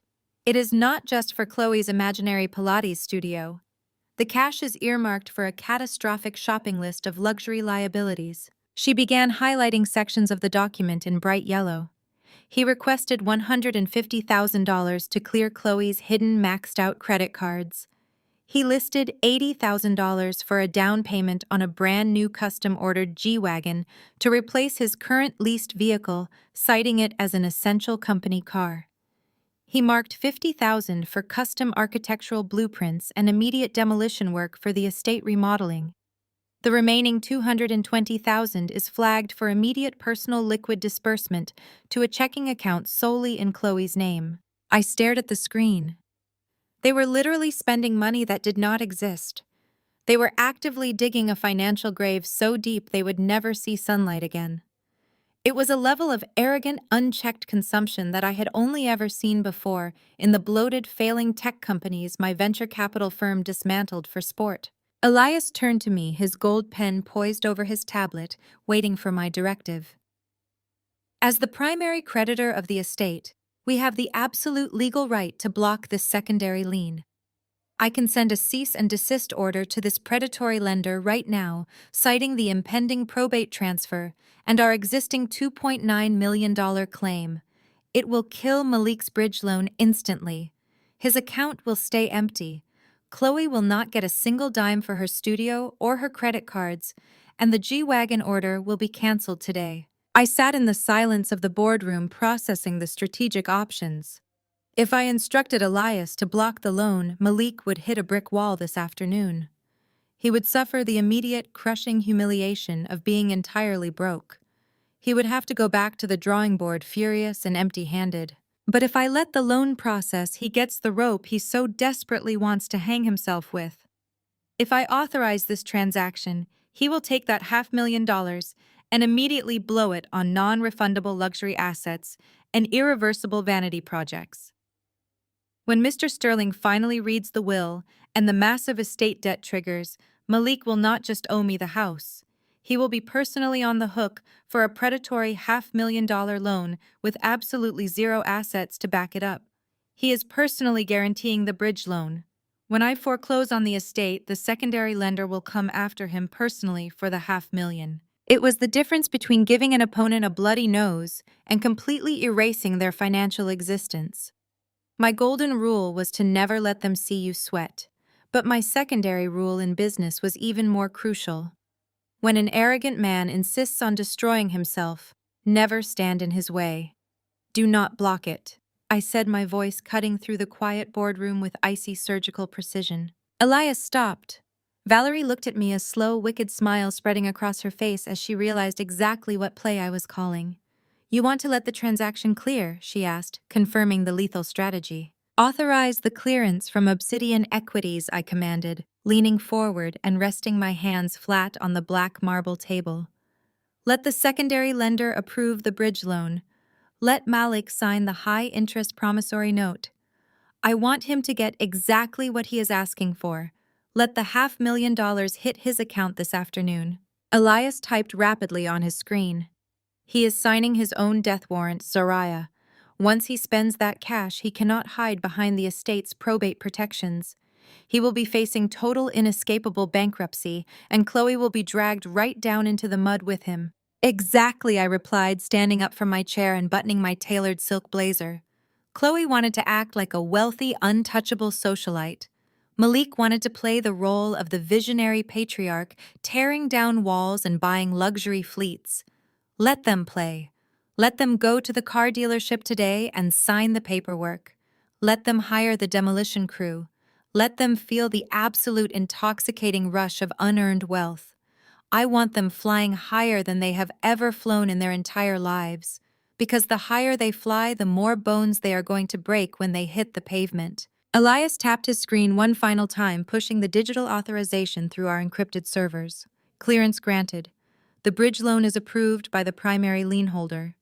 The funds should hit Malik's personal account within the next 2 hours. The trap was no longer just set. It was baited, locked, and fully weaponized. I checked my watch. It was just past 2:00 in the afternoon. Right now, Malik and Chloe were likely sitting in their car, frantically refreshing their email, waiting for the notification from their predatory lender. In just a few moments, they would receive the approval. They would probably scream with joy, hugging each other, absolutely convinced that their temporary cash flow problem was solved and that their reign over the family legacy had officially begun. They were about to start spending money with reckless, terrifying speed. And knowing Chloe, she would not just spend the money quietly. She would want to put on a show. She would want to throw a massive public spectacle to prove to the entire upscale neighborhood that she was the new queen of the castle. She would want to tear down the very walls my mother had painted, erasing our history, to build her own shrine to vanity. I gathered my briefcase, preparing to leave the boardroom and head back out into the city. Let them celebrate, I thought to myself, as the glass doors opened. The wrecking ball is already swinging, and they are standing directly on the impact site. It took exactly 48 hours for the $500,000 to completely burn a hole through Malik's pocket. I spent my weekend operating from the quiet sanctuary of my penthouse, sipping dark roast coffee, while casually monitoring the digital breadcrumbs of their catastrophic spending spree. The financial alerts from my shell company painted a pathetic, predictable picture. Heavy withdrawals at luxury car dealerships, massive retainers wired to high-end interior design firms, and thousands of dollars dropped at premium catering companies. They were treating the high-interest predatory loan like a lottery jackpot. On late Saturday afternoon, my secure work phone chimed with a direct message from my executive assistant. Renee did not type a single word. She simply sent a link to a live video broadcast on social media. I tapped the screen, casting the video directly to the massive smart monitor mounted on my office wall. What I saw made my jaw clench so tight my teeth ached. Chloe was broadcasting live to her thousands of followers, holding her phone high to capture the absolute chaos unfolding behind her. She had invited over 50 of her most superficial, loud, and entitled friends to our family home. She had officially branded the event an estate demolition soiree. A massive, glittering banner hung across the grand foyer, completely obscuring the portrait of my late parents that had hung there for 2 decades. The music was deafening, a heavy bass track shaking the very camera lens Chloe was holding. Waiters in crisp white shirts navigated through the crowd, balancing silver trays of expensive hors d'oeuvres and endless glasses of premium champagne. This was taking place barely 4 days after we had put DeAndre and Yvonne in the ground. The floral arrangements from the funeral were probably still sitting in the dining room, wilting away, while Chloe and her friends trampled over my parents' memory. "We are making room for the new legacy," Chloe screamed into her phone camera, trying to be heard over the pounding music. She spun the camera around to reveal her outfit. She was wearing a pair of custom-tailored pink coveralls and a rhinestone-studded hard hat. It was a grotesque theatrical display of unearned wealth. Out with the old, suffocating, outdated energy and in with the wellness empire. She turned the camera toward the center of the living room, focusing the lens on Malik. My brother stood in the middle of our childhood home, wearing expensive protective goggles and a designer tracksuit. In his hands, he held a heavy steel sledgehammer with a bright gold-painted handle. The crowd of socialites formed a wide circle around him, holding up their own phones, cheering and chanting his name like he was some kind of conquering hero. Malik wound up his face twisted in an arrogant, triumphant grin. He swung the heavy sledgehammer directly into the custom mahogany-paneled wall that separated the formal living room from my mother's private study. The sound of shattering wood and exploding drywall cracked through the audio of the live stream. A massive cloud of white plaster dust billowed out into the pristine living room, raining down on the imported hardwood floors. The crowd erupted into applause.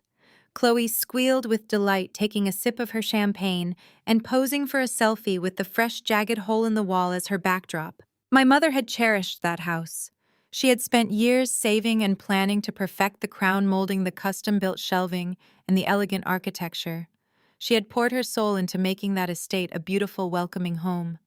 And I was watching her own son destroy it for social media clout, swinging a hammer through her legacy with money he could never, ever repay.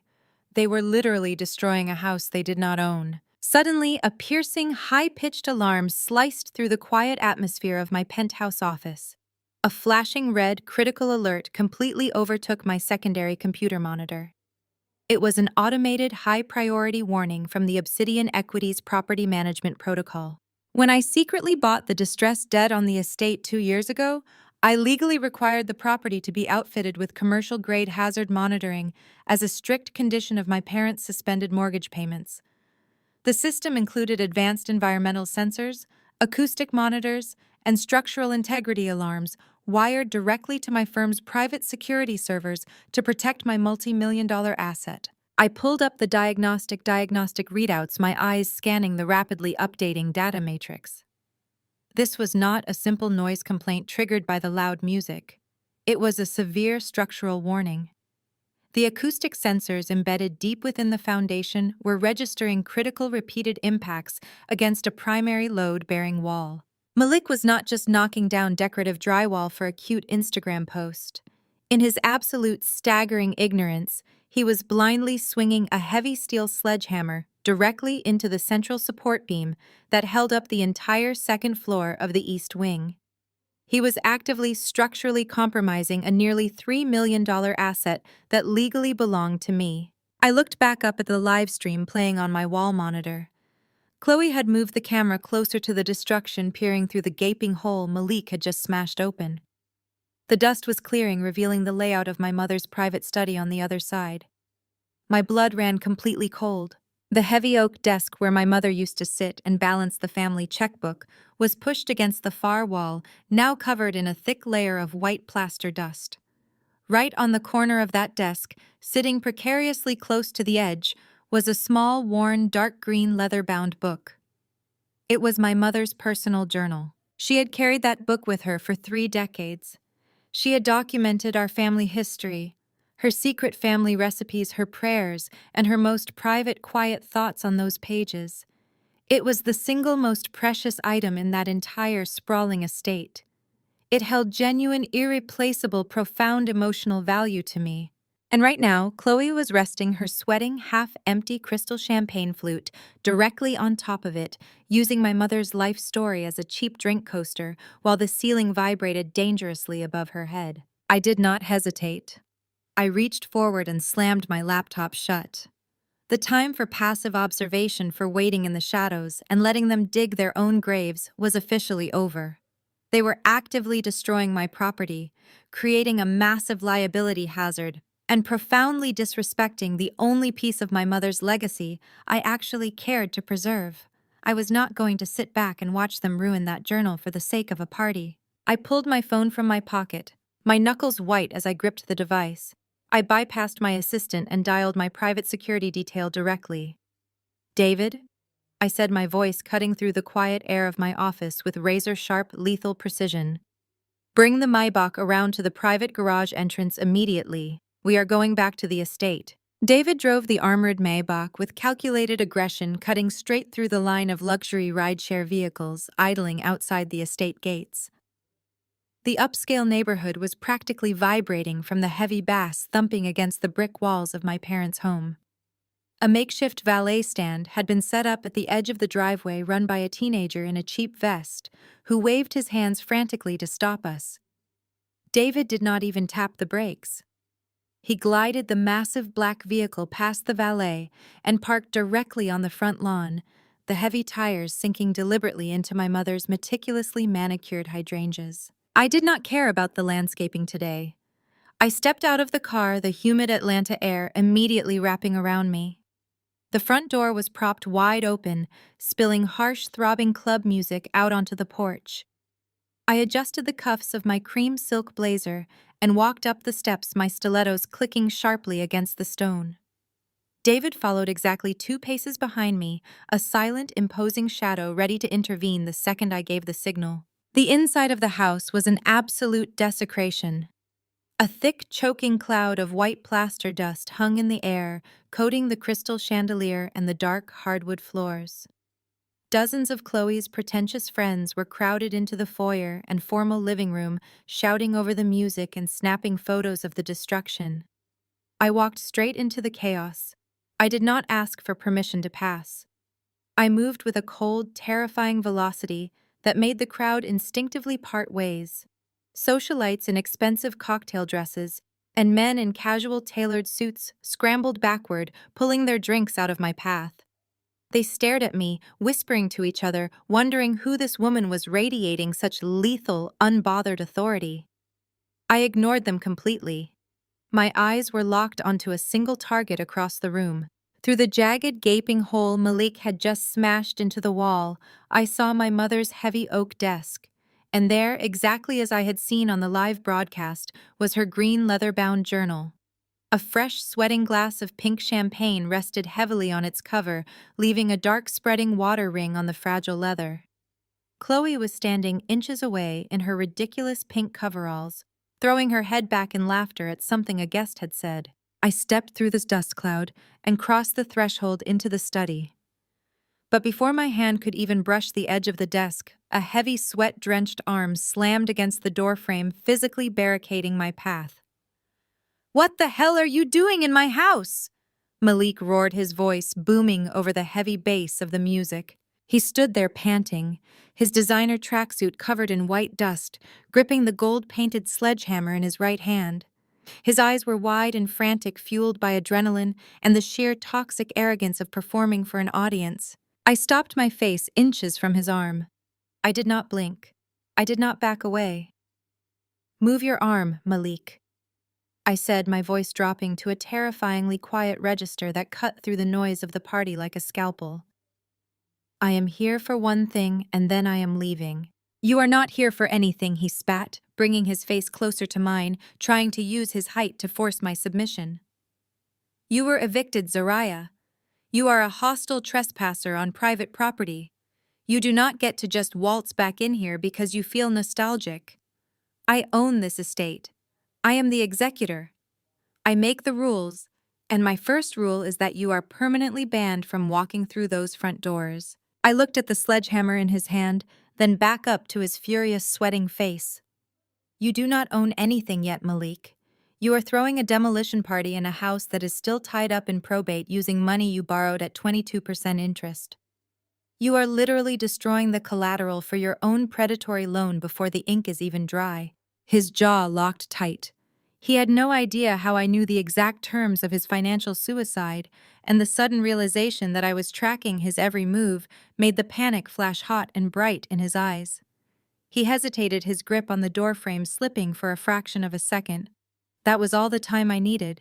I ducked smoothly under his arm, stepping directly into the study.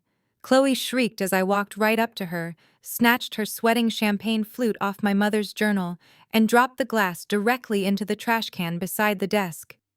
The crystal shattered loudly against the bottom of the bin. "Hey, Chloe," screeched, her face flushing bright red under her rhinestone hard hat. "Who let you in here? You cannot just touch my things." I picked up the green leather book, pulling my silk handkerchief from my pocket to carefully wipe the condensation from the cover. I ran my thumb over the worn spine, feeling a brief, sharp pang of grief before locking the emotion away. I held the journal tightly against my chest and turned back around to face them. Malik lunged into the room behind me, completely unhinged. The crowd of partygoers had gone totally silent, the music still throbbing against the walls as everyone watched the golden child lose his mind. "Get out of my house right now, Zariah!" he screamed, pointing the heavy handle of the sledgehammer toward the hallway. "You are a bitter, jealous loser who cannot stand the fact that Mom and Dad chose me. You have exactly 10 seconds to walk out that door before I drag you out myself. Chloe, call the police. Call 911 right now and tell them we have an intruder. I am going to have you dragged out of here in handcuffs and charged with breaking and entering." Chloe pulled her phone from the pocket of her ridiculous pink coveralls with eager, trembling fingers. She dialed the police with a dramatic gasp, instantly slipping into her favorite role. "Oh my God, please help us!" she cried into the receiver, her voice suddenly high and fragile. "My husband's estranged, unhinged sister just forced her way into our private residence.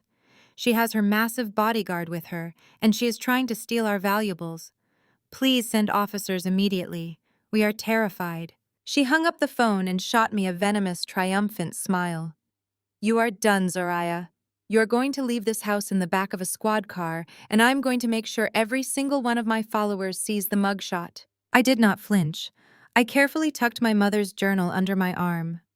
David stepped up right beside me, his broad shoulders easily shielding me from Malik, who was still gripping that gold-painted sledgehammer. We did not say a word.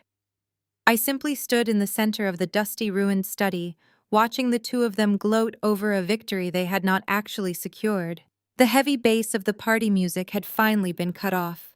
The socialites clustered in the hallway were whispering frantically, their phones recording every agonizing minute of the standoff. Malik paced back and forth, puffing out his chest for the cameras, loudly bragging to his friends about how he was finally taking out the trash and protecting his family legacy. It took less than 10 minutes for the flashing red and blue lights to reflect through the large front windows. Two uniformed Atlanta police officers pushed their way through the crowded foyer, their hands resting cautiously on their duty belts as they assessed the cloud of drywall dust, the gaping hole in the wall, and the sweating man holding a demolition tool. "Officers over here!" Chloe shrieked, waving her arms and running toward them, as if she were escaping a hostage situation. "Thank goodness you are here. That is her. That is the trespasser. She broke in, and she is trying to steal my late mother-in-law's belongings. Get her out of my house." The lead officer, a stern-looking man with graying temples, locked his eyes on me and David. He stepped into the study holding his hand up in a commanding gesture. "Ma'am, I need you to step away from the desk and place the item in your hand back where you found it. You are trespassing on private property, and you need to leave the premises right now, or you will be placed under arrest." Malik let out a loud, arrogant bark of laughter. "You heard the man, Zariah. Put the book down and put your hands behind your back." I did not raise my voice. I did not act defensive or frantic. I simply nodded to David. My head of security reached into the inner breast pocket of his tailored suit and produced a crisp, thick legal document bearing the official seal of the Fulton County Superior Court. He handed it directly to me. "Officer," I said, keeping my tone entirely conversational and respectful, "I am not a trespasser, nor am I breaking and entering. I am a legally recognized party to this estate." I handed the document over to the lead officer. "What you are holding is a certified active order of entry and inspection. It guarantees my unrestricted access to this property to ensure the preservation of assets prior to the finalization of probate. If anyone is destroying property today, it is the man standing behind you with a sledgehammer." The officer frowned, taking the document. He read through the dense legal text, his eyes scanning the official county seals and the irrefutable signatures from a superior court judge. I watched his posture shift. The tension in his shoulders dropped, and his hand moved away from his duty belt. He handed the document to his partner, who nodded in agreement. The lead officer turned around to face Malik and Chloe. He did not look amused. "Sir, this document is entirely valid. She has a court-authorized right of entry. This is a civil dispute regarding an estate in probate, not a criminal trespass. We cannot remove her, and she is well within her rights to secure personal non-liquid heirlooms to prevent their destruction." Chloe's jaw dropped so hard it practically unhinged. "What are you talking about?" she screeched, her voice cracking as she stomped her foot against the hardwood floor. "That is a fake piece of paper." She forged it. "I am the lady of this house, and I demand you arrest her. She is stealing from my wellness studio." "Ma'am, lower your voice," the officer warned, his patience completely evaporating. "This is a legally binding court order. If you have an issue with it, take it up with your civil attorney. But right now, you are wasting police resources." He turned his stern gaze directly onto Malik. "And sir, I strongly suggest you put down the sledgehammer. If you take one aggressive step toward this woman or her security detail, I will be the one arresting you for aggravated assault. Do you understand me?" Malik froze. The sledgehammer suddenly looked incredibly heavy in his hands. The crowd of socialites whispering in the hallway had grown dead silent. Chloe was vibrating with pure rage, her face turning an ugly, blotchy red. She let out a frustrated scream, grabbing a nearby silver tray of appetizers and hurling it onto the floor, throwing a full-blown childish tantrum right in front of the police. Her wealthy friends actually took a collective step back in sheer embarrassment, capturing her meltdown on their phones. I did not spare her a second glance. I held my mother's journal tightly against my chest, feeling the cool leather against my skin. I had what I came for. I walked right past the officers, David matching my pace perfectly. As I approached the doorway, Malik stepped aside, forced into humiliating submission by the presence of law enforcement. But he could not let me leave without having the last word. His fragile ego simply would not allow it. "You think you won today because of some technicality on a piece of paper?" Malik hissed, his voice trembling with humiliated fury as I passed him. "Enjoy your little victory lap, Zariah. Because on Friday we sit down in Mr. Sterling's office for the official will reading. Mom and Dad left me the entire physical estate, the cars, the accounts, everything. The moment my name goes on that deed, your little court order is completely void. I am going to obliterate you. I am going to make sure you walk out of that lawyer's office with absolutely nothing." I stopped in the dust-covered hallway and turned my head just slightly, offering him a cold, terrifying smile over my shoulder. "I am looking forward to Friday, Malik. Make sure you wear a nice suit. You're going to want to look your absolute best when the hammer finally drops." I walked out the front door, leaving the ruins of his pathetic demolition party behind me. The trap was fully set and my brother was begging to step right into it. Friday morning arrived exactly as I knew it would, bringing with it the cold, undeniable clarity of Judgment Day. I woke up before the sun even crested the Atlanta skyline, moving through my morning routine with the precise mechanical focus of a general preparing for the final decisive strike. Today was the day the illusion ended. Today was the day the debt came due. I selected my wardrobe with deliberate, calculated intent. I bypassed the sharp, structured business suits I usually wore for hostile corporate takeovers. Instead, I chose a bespoke tailored suit crafted from deep midnight blue wool. It was a masterpiece of stealth wealth, completely devoid of any flashy logos, loud hardware, or recognizable branding. The cut was immaculate, designed to drape flawlessly over my frame lined with pure black silk. To the untrained eye, it looked like a simple conservative outfit. But to anyone who actually understood the language of generational wealth, the suit screamed, absolute untouchable power. I paired it with a single strand of authentic pearls and a pair of classic black pumps. I did not need to dress like a walking billboard to prove my net worth. I was the bank. David drove me to the financial district, in silence, the Maybach gliding smoothly through the morning traffic. We pulled up to the towering glass and steel high-rise that housed Sterling and Associates. I took the private elevator up to the 42nd floor, stepping out into the hushed, imposing reception area of the law firm.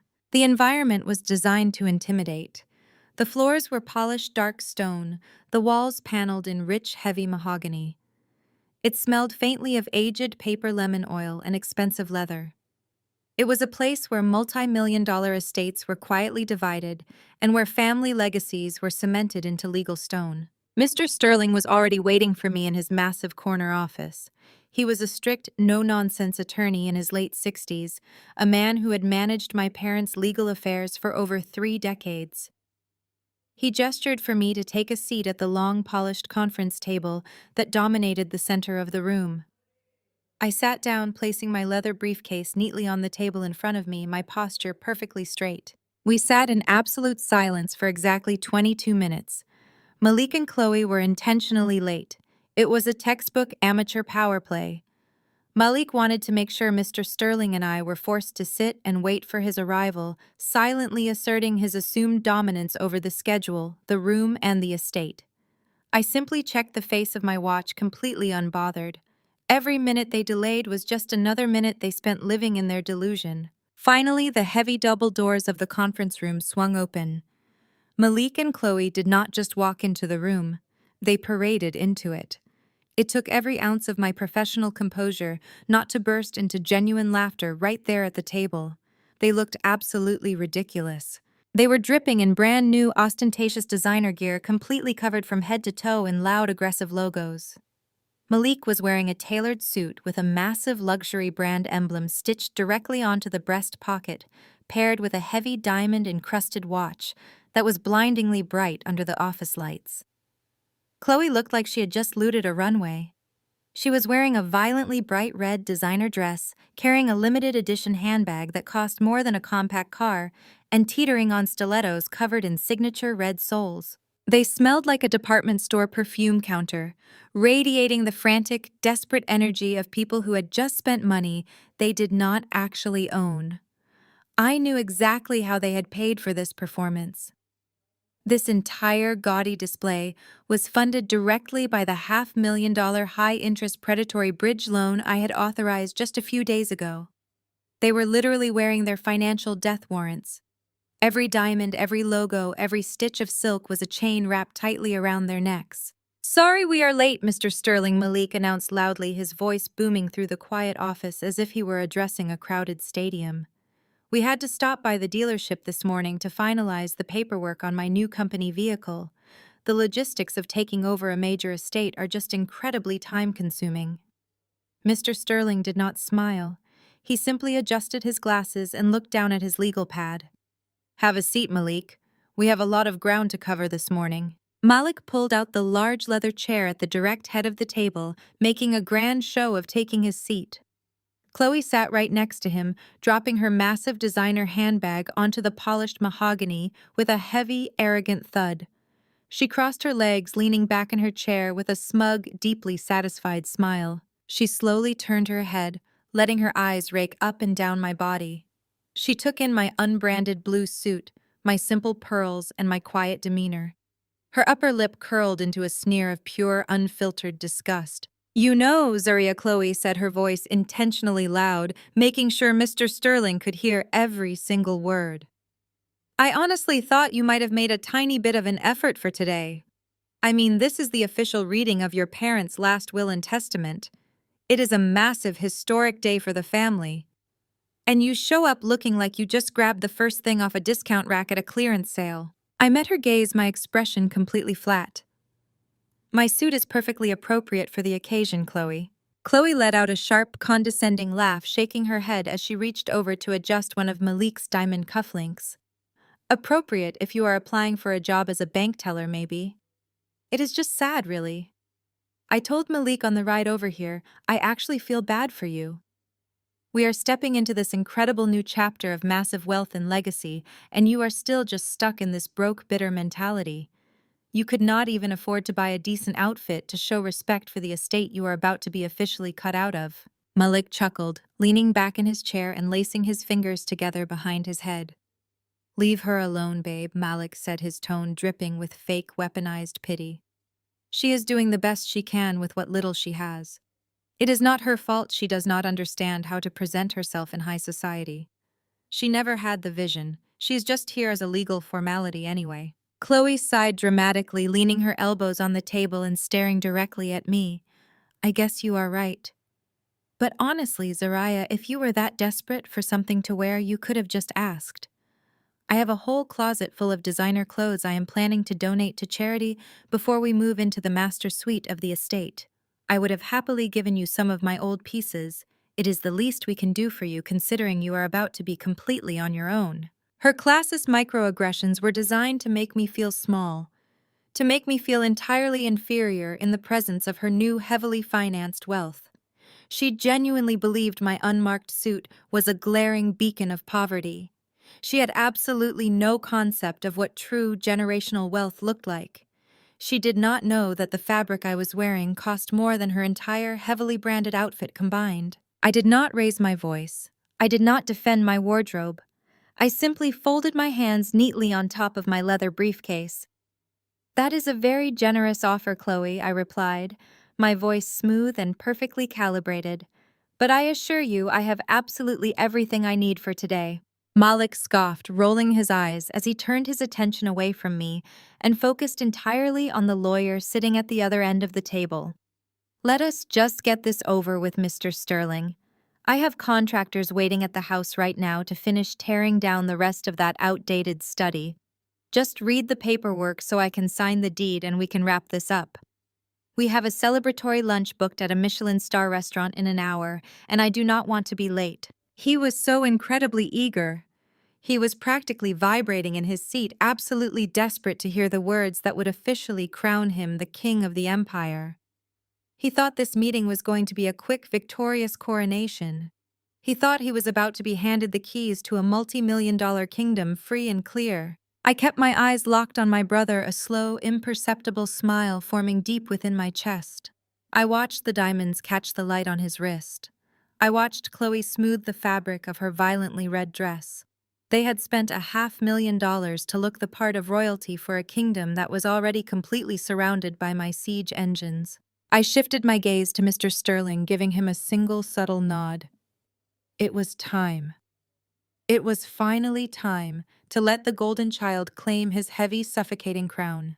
Mr. Sterling cleared his throat, a sharp, authoritative sound that instantly cut through the tense atmosphere of the mahogany-lined office. He reached for the thick manila folder resting at the exact center of his desk, untying the red string with slow, methodical precision.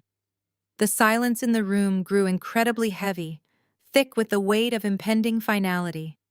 Malik leaned forward, his elbows resting aggressively on the polished conference table, his eyes glued to the documents as if they were a winning lottery ticket. Chloe mirrored his posture, her red manicured nails tapping an anxious, greedy rhythm against the wood. I remained perfectly still, my breathing slow and controlled. Mr. Sterling adjusted his reading glasses and looked down at the first crisp page. We are gathered here today to execute the final will and testament of DeAndre and Yvonne. He began, his voice devoid of any emotional inflection. This document supersedes all prior agreements, trusts, and directives established by the deceased. Get to the good part, Malik muttered under his breath, earning a sharp warning glare from the attorney. Mr. Sterling ignored the interruption and continued reading through the standard legal preamble, establishing the sound mind of the testators and the lawful execution of the document. Then he flipped to the second page. The atmosphere in the room completely shifted. The moment of truth had arrived. Regarding the primary family residence located in the greater Atlanta metropolitan area, Mr. Sterling read his words precise and deliberate. And all physical assets contained therein, including the primary deed, the structural improvements, the furnishings, and the surrounding acreage.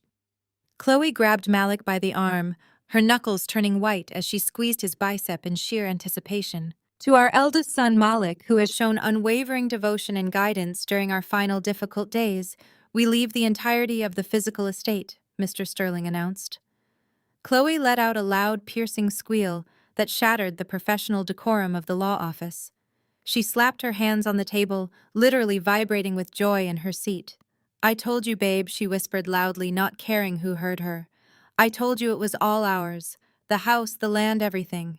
Mr. Sterling held up a hand demanding silence so he could finish the clause. He was not done reading the extent of Malik's newfound kingdom. Furthermore, the collection of vintage automobiles, including the restored classic Mustang and the luxury utility vehicles, are hereby transferred to Malik in their entirety. Alongside these physical properties, we bequeath all remaining business assets, corporate holdings, and entrepreneurial ventures registered under the family name to our son, trusting him to carry the legacy forward. Malik let out a deep, booming laugh of pure triumph. He truly believed those business assets were hidden gold mines. He did not possess the financial literacy to understand that those accounts were completely hollow, drained to the absolute bottom by his own previous bailouts, leaving nothing but empty corporate shells. But to him, the legal phrasing sounded like billionaire status. He was practically salivating at the idea of taking over a corporate portfolio. Mr. Sterling flipped to the third page. He read a few minor, inconsequential provisions. There was a small college fund allocated for a distant cousin and a modest charitable donation directed to our parents' local church. But as the pages turned, my name was conspicuously absent from the primary asset distribution. The message was crystal clear, written in black and white legal ink. Malik had successfully poisoned the well. He had spent hours sitting by their hospice beds during their final, most vulnerable weeks, convincing them that I was a cold, ungrateful daughter who cared more about my corporate career than my own flesh and blood. He had manipulated two dying people into believing that he was the only one capable of preserving the family name. The will even included a specific, deeply painful clause that Malik had clearly dictated to them while they were heavily medicated. Due to her continuous absence and her established independence, the will stated, "We trust that our daughter Zariah is fully capable of providing for herself. Therefore, she is excluded from the distribution of the primary estate and its associated assets." Chloe turned her head, shooting me a look of absolute venomous satisfaction.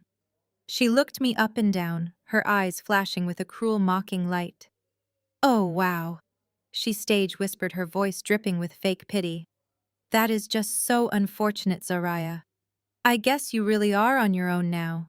Maybe you can find a nice roommate to help you split the rent on your next apartment." I did not react. I did not flinch. I kept my hands folded neatly on top of my leather briefcase, watching them celebrate their stolen victory. I was watching a pig cover itself in barbecue sauce before walking proudly into a slaughterhouse. Malik could not contain himself any longer. The reality of what he had just heard, the confirmation that he had officially legally won. The crown surged through his veins like a powerful, intoxicating drug. He abruptly pushed his heavy leather chair back.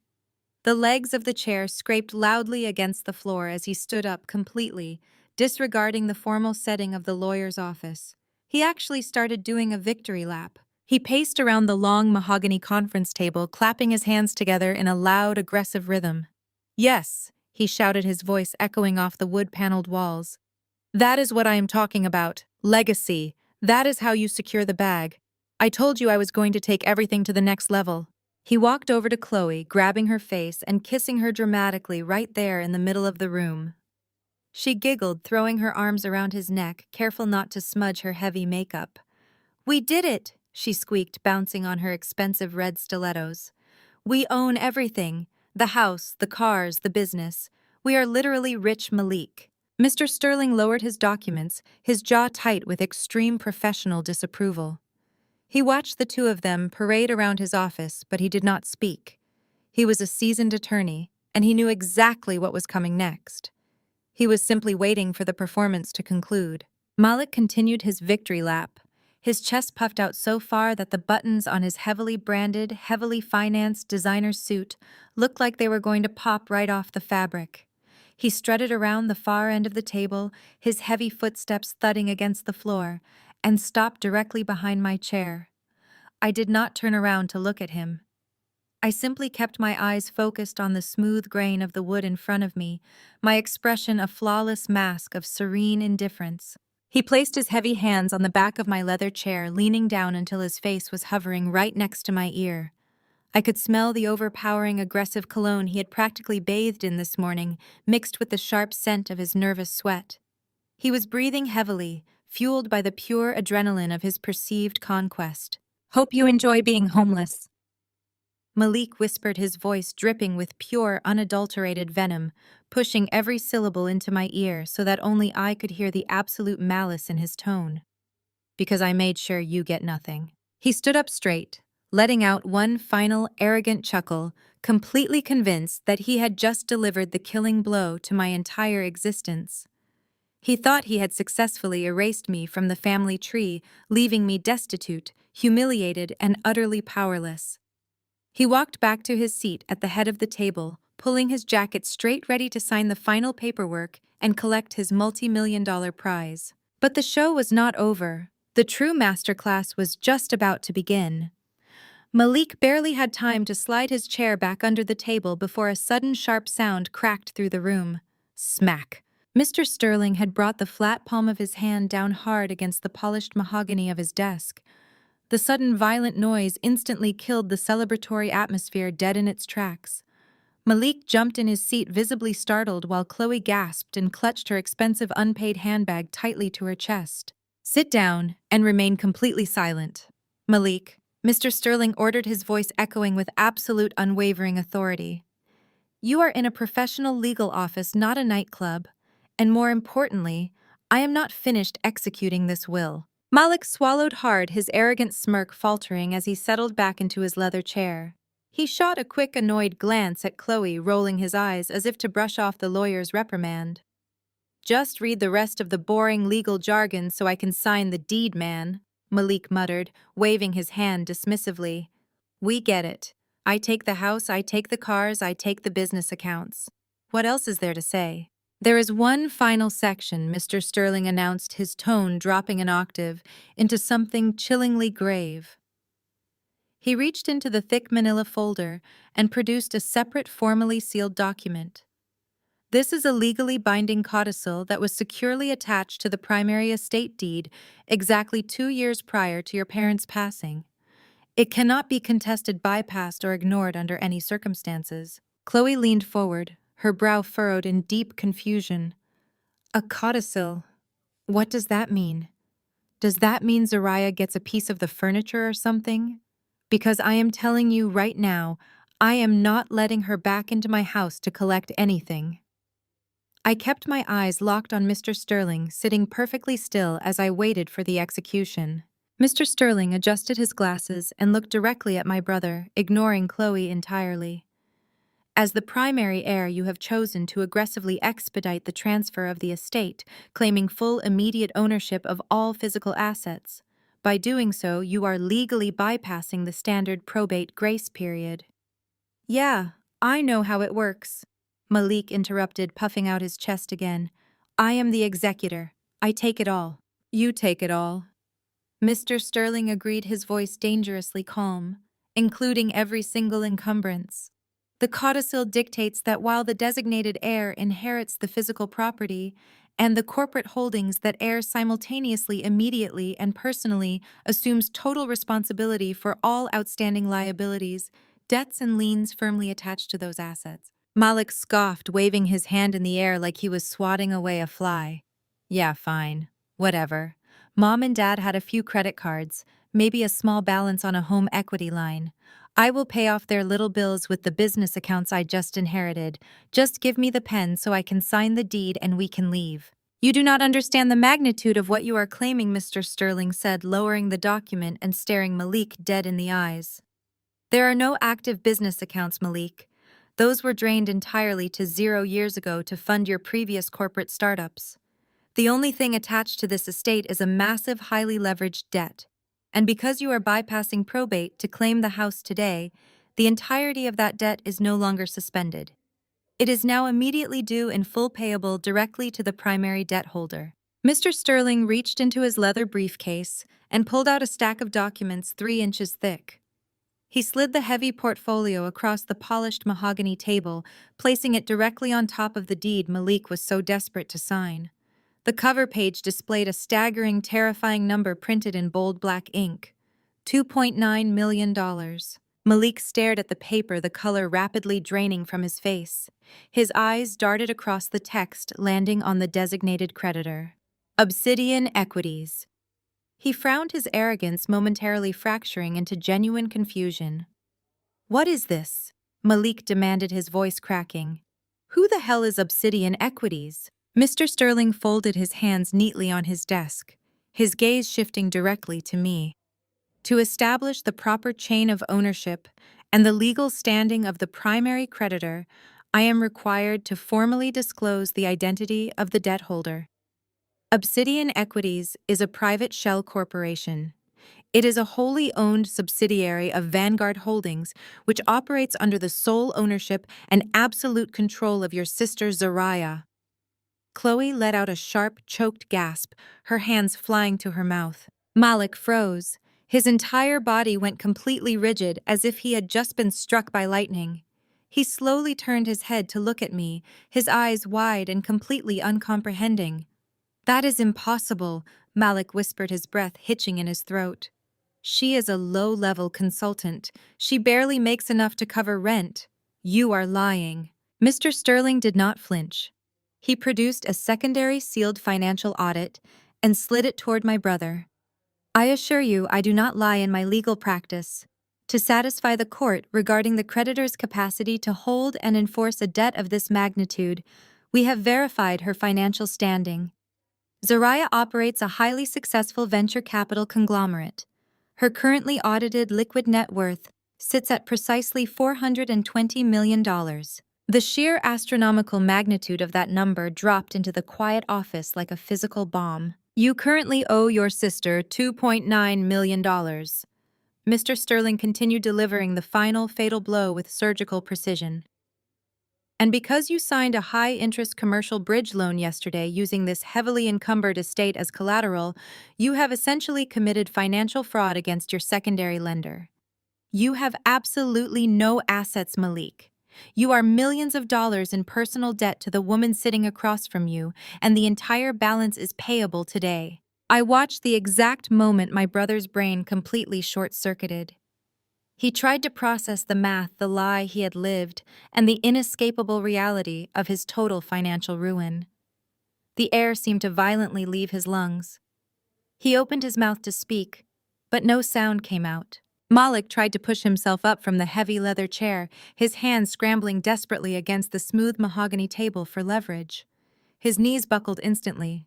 His eyes rolled to the back of his head, showing nothing but white. With a heavy, sickening thud, my brother physically collapsed, fainting completely dead away onto the polished hardwood floor. The heavy thud of Malik hitting the floor reverberated through the quiet office. For a split second, nobody moved. Mr. Sterling simply peered over his desk, completely unfazed by the dramatic collapse, while I remained seated, my hands resting lightly on my briefcase. Then the brutal reality of the math finally and violently clicked inside Chloe's brain.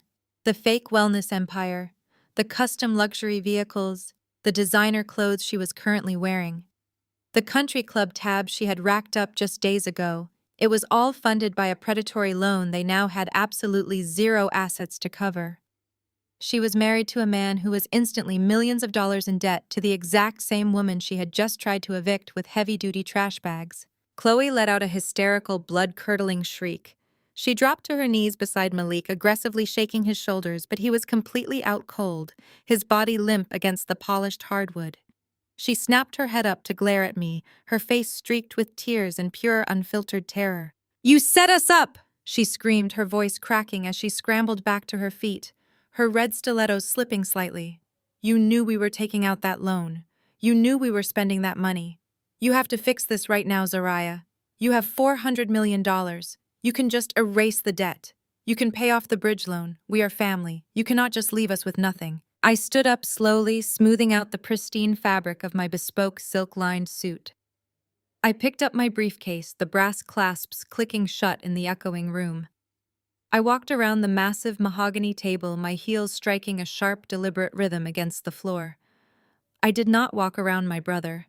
I stepped directly over his unconscious body, treating him like nothing more than a minor obstacle on my way to the door. I stopped right in front of Chloe. She was hyperventilating, backing up against the heavy wooden bookshelf, clutching her unpaid designer bag to her chest like a protective shield. I reached into my blazer pocket and pulled out a cheap, flimsy paper business card. It was not one of my heavy metal corporate cards. It belonged to a discount bankruptcy attorney I had specifically researched for this exact occasion, a lawyer who operated out of a rundown strip mall and charged a flat rate for desperate, ruined clients. I pressed the card flat against Chloe's trembling chest, forcing her to take it. "The commercial bridge loan you took out has a balloon payment due in 90 days. I told her, my voice eerily calm and completely devoid of any sympathy. "My foreclosure proceedings on the estate will finalize in less than 30. You better call that number right now, Chloe. Tell him to put you on a payment plan for his retainer." I did not wait for her response. I turned my back on her sobbing hysterical meltdown, offered Mr. Sterling a polite nod of gratitude for his exceptional service, and walked out of the heavy double doors.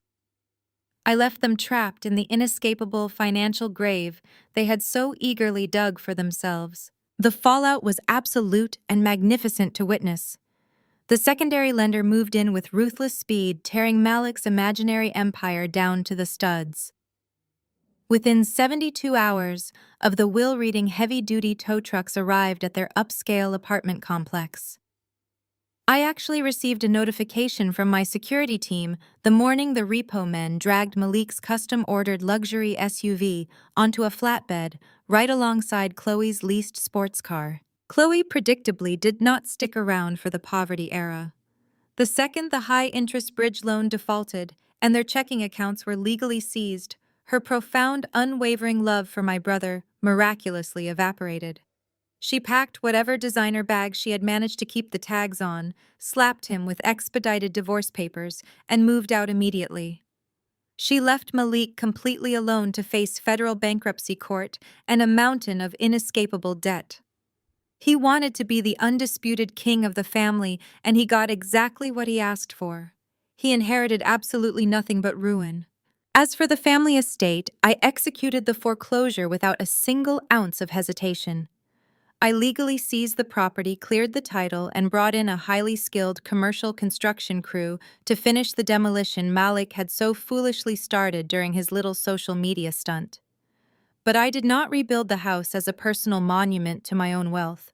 Instead, I transformed the sprawling brick mansion into the headquarters for a philanthropic incubator. Today, that estate operates as a fully funded accelerator program specifically designed for brilliant, ambitious African American women entering the venture capital and finance sectors. The very rooms where I was once told I would never measure up, the hallways where I was handed heavy-duty trash bags and called a coward, are now filled with women building their own multi-million-dollar empires. I took a house built on toxic conditional expectations and turned it into a fortress of real, unshakable generational power. I never raised my voice. I never begged for a seat at their table. I just bought the entire building and changed the locks.